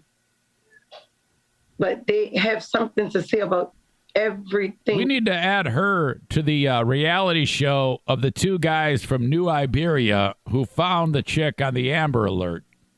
That would be like the wild card. You could have those two dudes shave her head. That's going on.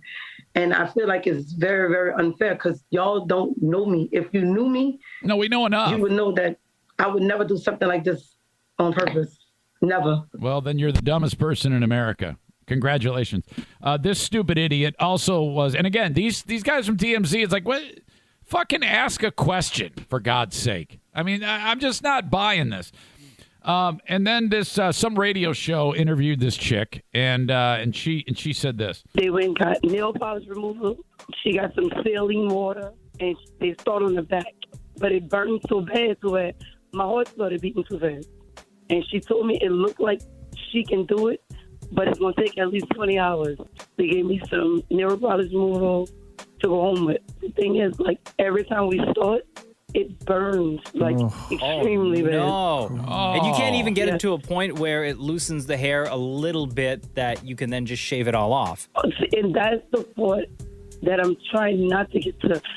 Wait a minute. So that would help if you shaved it all off? I want to see my house. No. Yeah, Like, that's for really sure. like the end result. You know, I have nothing else to do. Radio show's too nice. Yeah, she needs to shave it off. So the guys, he made the point. So you're telling me that now yesterday, I think she shaved off her pony. She had a gigantic braid, and she shaved the day. They finally got enough. They were able to, with a pair of home like shears, cut the damn thing off. So that's the end of the pony. And now I guess this plastic surgeon in Beverly Hills is involved. I'm not really sure exactly. She organized her own GoFundMe, and she has raised $17,666 as of right now. Oh, it went up, $17,681. So I don't know. This is all very, very strange to me. I don't. I part of me doesn't believe that this was an accident. And if it was an accident, just how dumb are you? At the end of the day, I mean, at this point, if they find out, okay, yeah, great, she didn't actually do it on purpose. Okay, well then she can't have a driver's license. She can't procreate. You can't do anything. You got to live in a home. If you're so dumb that you put Gorilla Glue on your head, you need to be in some type of institution going forward. You're too stupid to walk amongst us. If you're that dumb, you lose all privileges. You lose all rights. You are sorry. Gorilla Glue wrote this. This is great.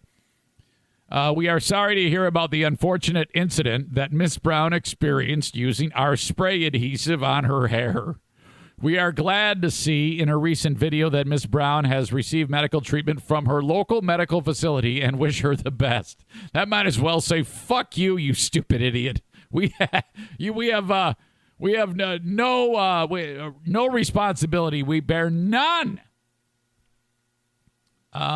This is a unique situation because this product is not indicated for use in or on hair as it is considered permanent. Our spray adhesive states in the warning label, do not swallow, do not get in eyes, on skin, or on clothing. She said her response was, yeah, but it doesn't say hair in this supposed lawsuit that she's putting together. It doesn't, the word hair isn't used. She saw the label. She said it doesn't say hair and it says multi-purpose. Oh, my God, please, baby Jesus, let her sue. We want her to sue so that we can hear a judge laugh in her face and say, no, ma'am, I'm sorry. Case dismissed. This is frivolous, and you are incredibly stupid. My God. In fact, I'm going to make her the asshole of the day. I was a little bit, I didn't know who was going to be the asshole of the day. This is saying something because she beat the guy who abducted the kid, the Amber Alert guy in New Iberia, Louisiana. Tessica, I did reach out to her, by the way. She's got a PR firm about being on the show so I can tell her how stupid she is. Of course they didn't reach back. Tessica Brown, congratulations. You have won the asshole of the day. My God. This is ridiculous. I have seen the story about the attorney who cannot remove the cat filter. I'll talk about that in the Patreon. I'm still getting people reaching out to me about that one. That was great. But I'll save it for the Patreon. There's a lot of things I'm saving for the Patreon. We've been having so much fun on Patreon. My God. All right. Dear Meathead is brought to you, as always, by JM Synthetics. Online at jmsynthetics.com. They sell Amsoil products. You can pick it up in person at Ionia Outdoors. Or you can go to jmsynthetics.com and purchase the products. There's a phone number. If you call Jason at JM Synthetics, you can actually order it over the phone, and that helps him out even more. Thank you for the questions on Dear Meathead. Let's bring him in. You're late, guy. Greetings from Joanne and Rob. Hi, Dad. Good people. Hi, guys. How are you? Good. Good morning, son. Good morning, Dad. It is a cold one here in Michigan today. Yeah, it is. Yeah. It's 0 or minus 0. It's pretty close. I know that. I know in the next few days it's going to be even colder, Dad. Yeah. You know, not that I want to change the subject, but I got 3 damaged fingers. Yeah. And I go in the garage try to get some work done, and I can't work with gloves. If I go out there for about 5 minutes, I start to fool around with something, those fingers start aching like something, a pain that I have not endured. Oh, man, I'm sorry. No way. Hey, it's the way of life. So I got a heater. I warm them up right away and put on a glove, but you can't do anything with a glove on. Yeah, I know it. It's tough. What type of putzing around are you doing in there, Dad? I'm trying to. I got a couple of 3 like. I'm trying to make a picture frame, for a couple of dogs that Sue's dogs. They put them together, and she didn't want it because I damaged my fingers doing it with that job a long time ago. Okay. Now I want to do it because time has passed and a lot of pain is healed. Got a couple more fingers. So I got a couple more fingers I got to lose. So, but I don't use a saw. I just, chew it off. Yeah, how do you if you don't use a saw to make the frame? What are you doing? How are you doing it? Well, no, I cut all of the formats a long time ago before all of this happened. Uh-huh. Trying to put it together. Okay. And then I see the errors that I made. I'm trying to correct the errors so the framework will fit into the pieces of boards that I cut. Okay. So. But I got to work with my hand with no glove on. Ah, damn it. Yeah. Well, be careful, please. You know how it is. Everybody's always worried about. Can you imagine what your son, my brother Jim, would do if you had another if the fingers went flying again?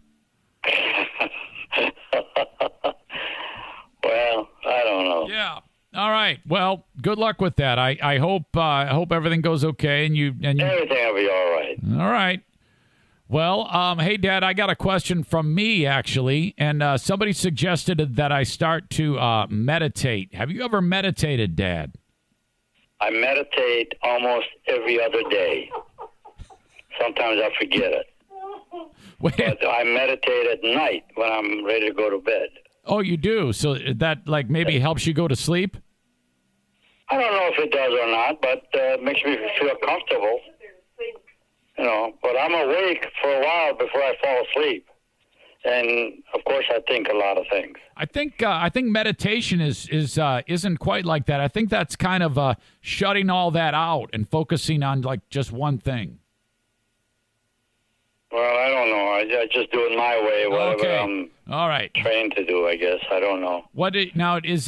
Is like every night? Do you think about the same thing, or is it just you kind of No, it's a different thing. It's basically involves all of my family members, and myself.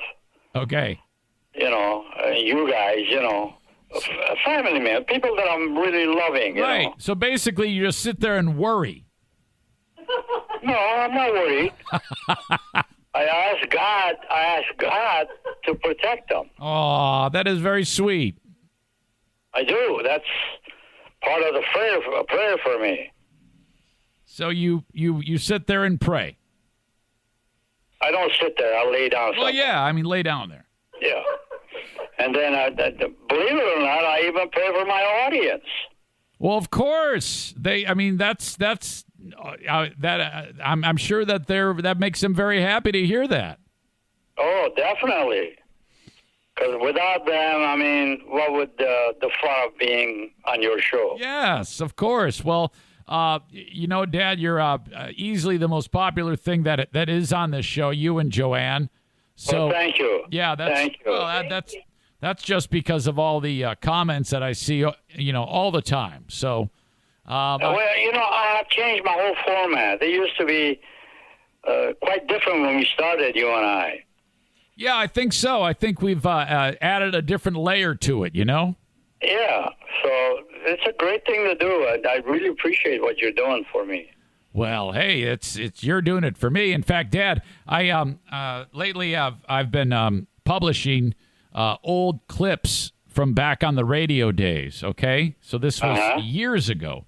And just a couple weeks ago or a week ago, I posted you joining me on the radio when we didn't yet call it Dear Meathead, okay? Yes. And but because of that appearance, that's when Dear Meathead began. So it's almost like the origin of this whole segment, Wow. Okay. Yeah. Yeah, it is. So people but I don't embellish a lot of laughter in there. No, yeah, well, yeah, you do. I mean, all you have to do is be you. Know.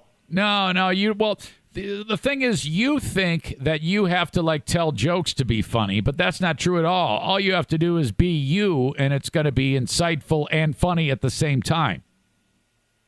That's a good way of putting it. Yeah, that's great. Because you say things the same way, the old school New York Yankees player Yogi Berra would say. You kind of say things like that. But you know what I realize? People make people. There you go. People make people. People make people. That you just did it. People make. I mean, there's only one person in the world who could pull that off with the line. Really? People make people. Without people, what would I be? Nothing. People make people. Without people, what would I be? That is Absolutely. That is fantastic. Okay. Okay.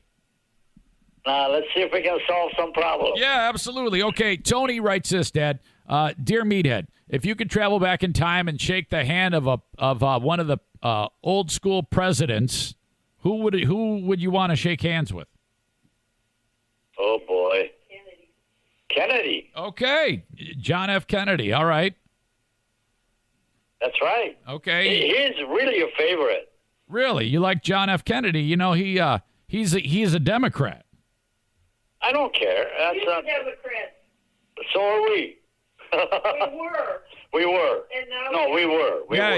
Yeah. You guys have. Now we got a Pelosi that I really close my eyes when I hear her name. Well, you guys have. Because when Obama was in office, that was your guy, wasn't it? Yes. We voted for him. Yes. Okay.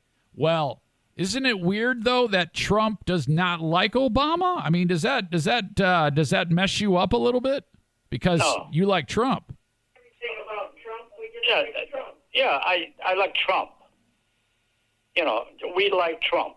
Okay. But Everything about him. yeah, he made some goofy things, some whatever. His rhetoric was. Okay. His speech is nowhere near what the current president has.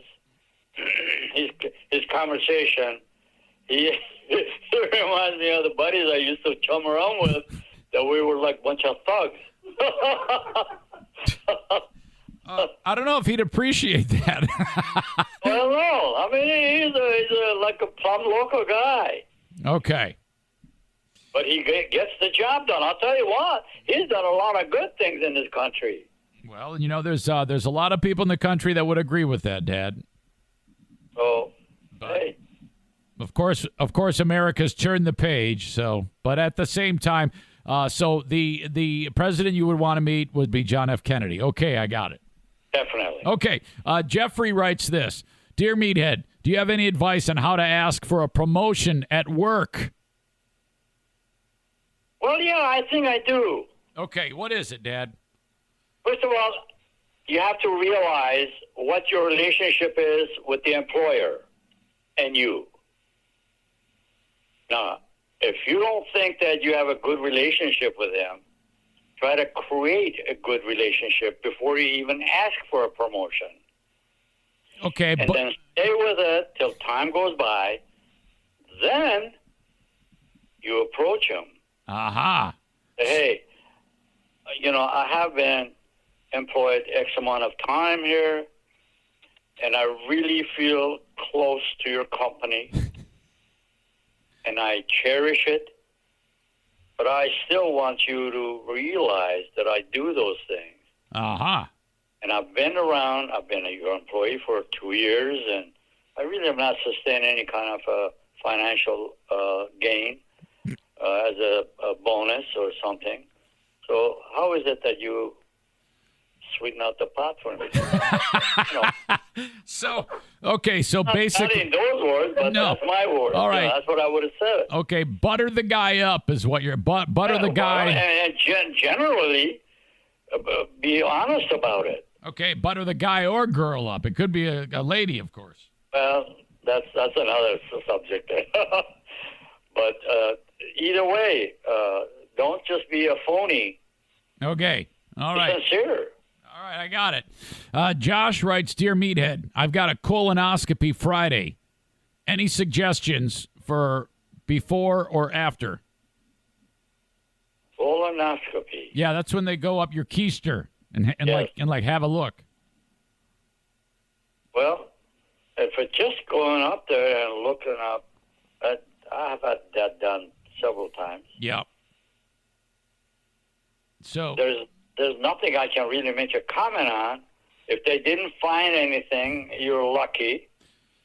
Right. If they found something, obviously they're going to. Yeah, I think he's a remedy. Dad. I think he's a little nervous about the procedure. Maybe Not a big deal at all. Okay.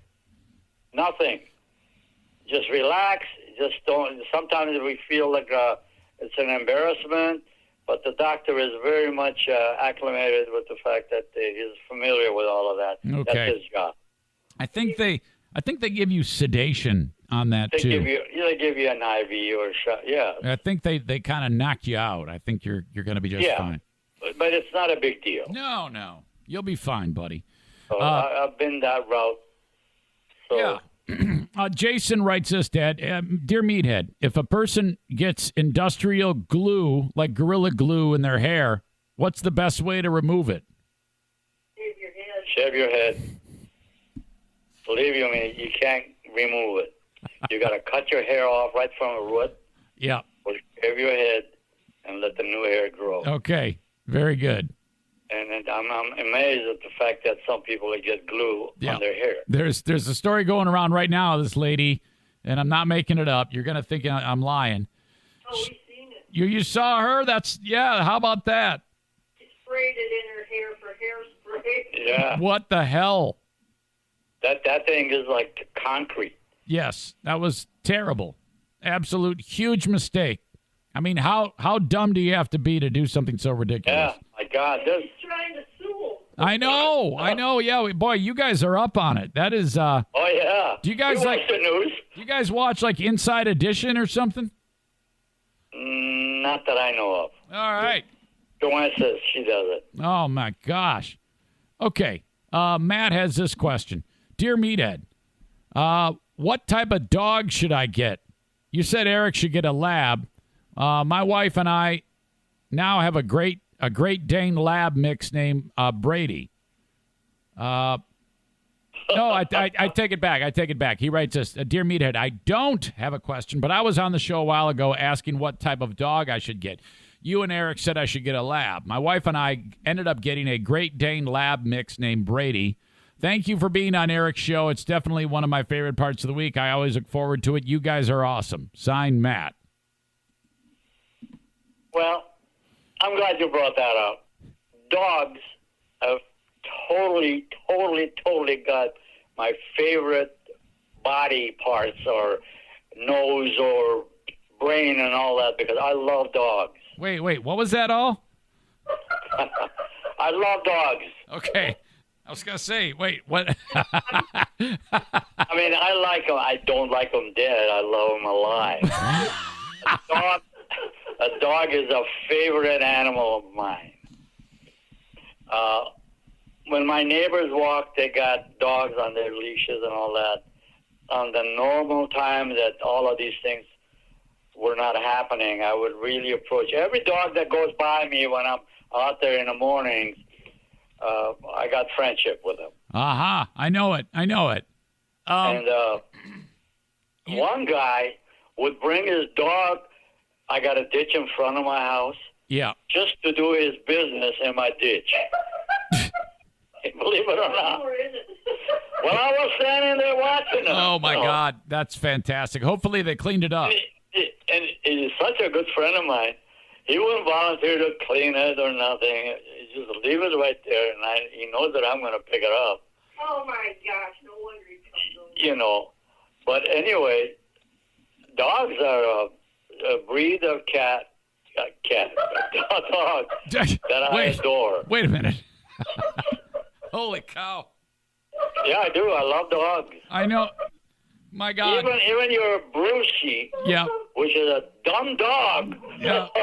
He goes out there, sits at a table, waits for his food. Oh, he ain't that dumb. Come on. He knows. Oh, that dog is a smart dog. Yes. Hey, Dad, I wrote this down. You said dogs. I don't like them dead. I like them alive.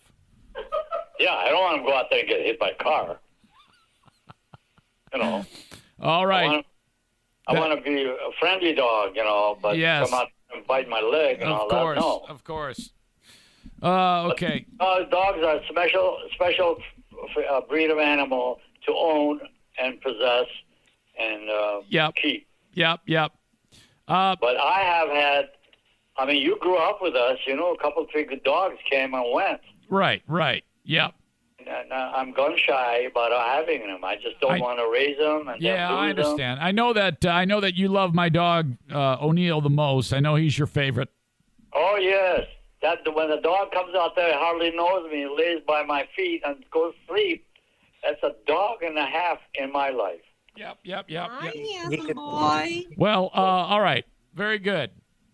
Matt writes this. A dog is something to have, not to just train him to go fetch and all that. No, to enjoy him. Yeah, you got it. Yeah. So he can show you love.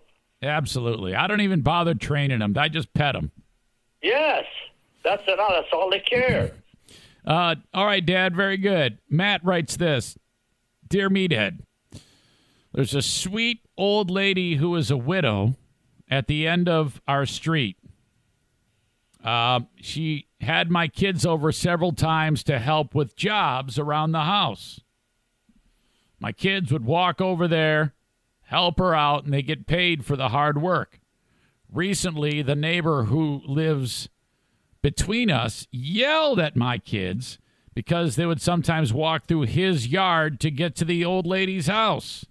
He didn't like how their footprints in the snow whatever. He didn't like that. Even though he had given my kids permission to walk through the backyard as a shortcut. Now my kids don't want to help the old lady because they're afraid of walking to her house.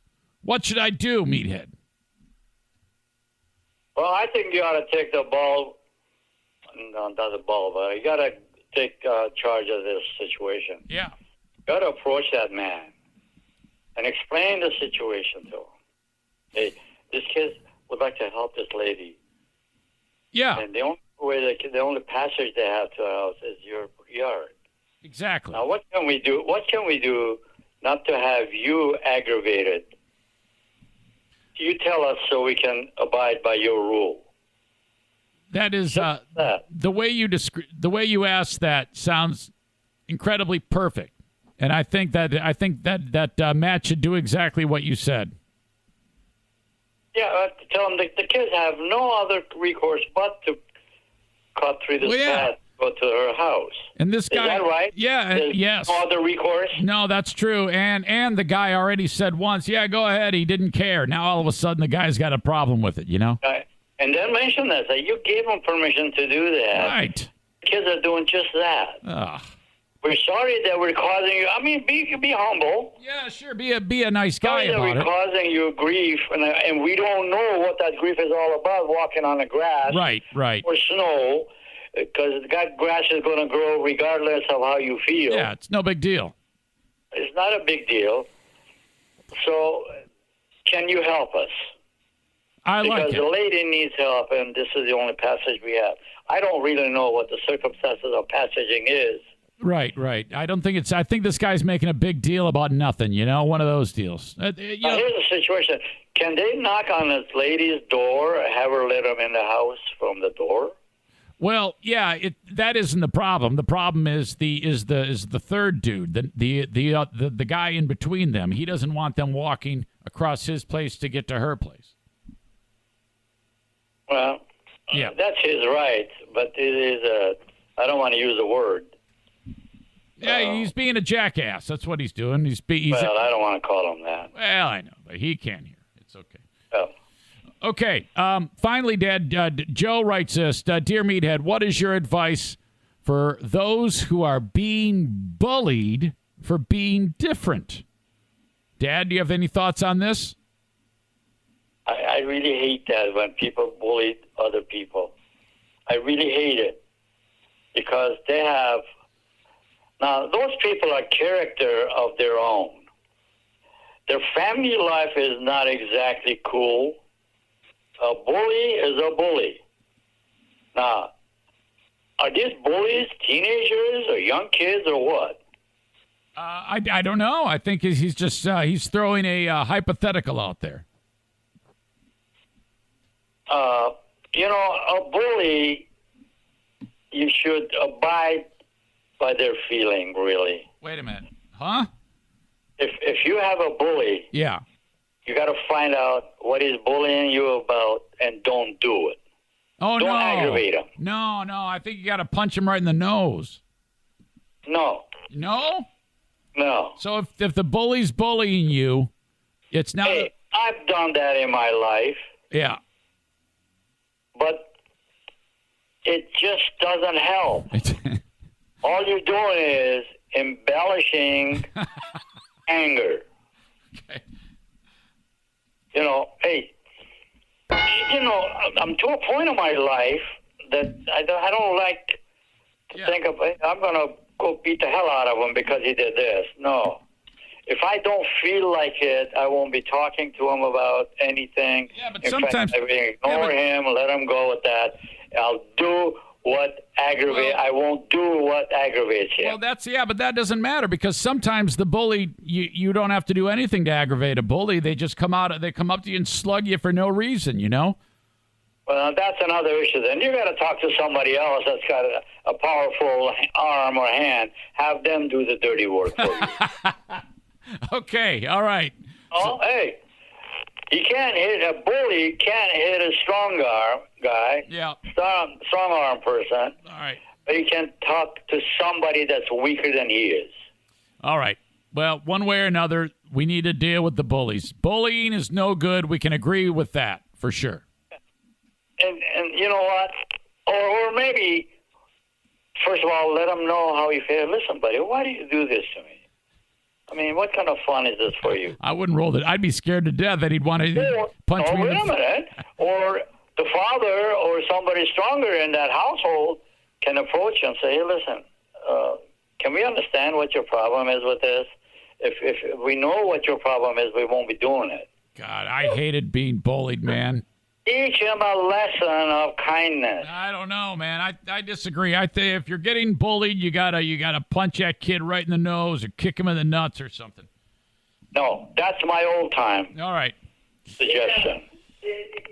I would have done the same thing that you're talking about right now, and I've done it already. Absolutely felt good about it. Yep. But you know what? I start thinking a bully is a jerk because he's not going to fight you fair. No, well, that's why you got to fight unfair. Yeah. But if you do something and he wants to get revenge, you're in trouble.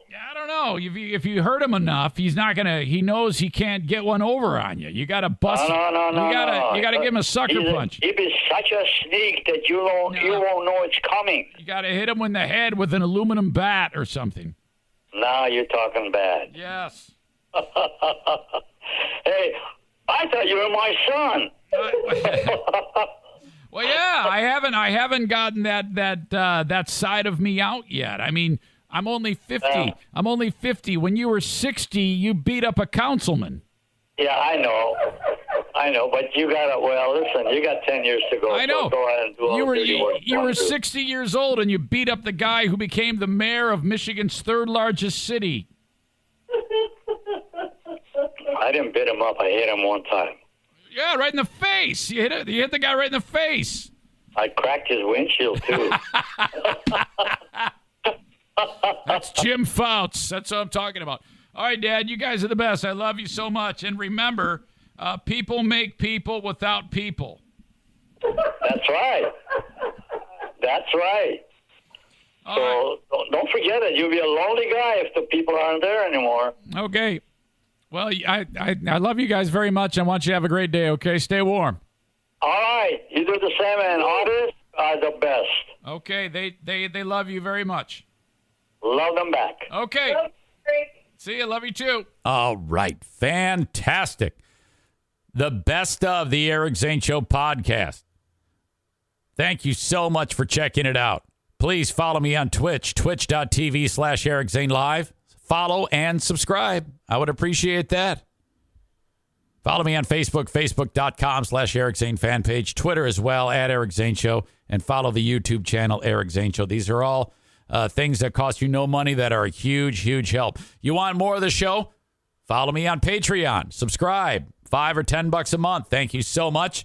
It means the world when I see a new person to sign up on Patreon. It keeps the show going and growing. It keeps the vet bills at bay. Thank you so much for enjoying the best of the Eric Zane Show podcast. Till next time, bye-bye. Experience the power of 5G with T-Mobile. With faster 5G speeds nationwide, you can upload your favorite videos super fast or game on the go. Plus, T-Mobile has more 5G bars in more places, so you can stay connected to what matters most from almost anywhere. Switch to T-Mobile today, the leader in 5G. T-Mobile has America's largest 5G network, fastest based on median overall combined 5G speeds, according to analysis by Ookla of Speed Test Intelligence data. 5G speeds for Q4 2021. See 5G device coverage and access details at T-Mobile.com.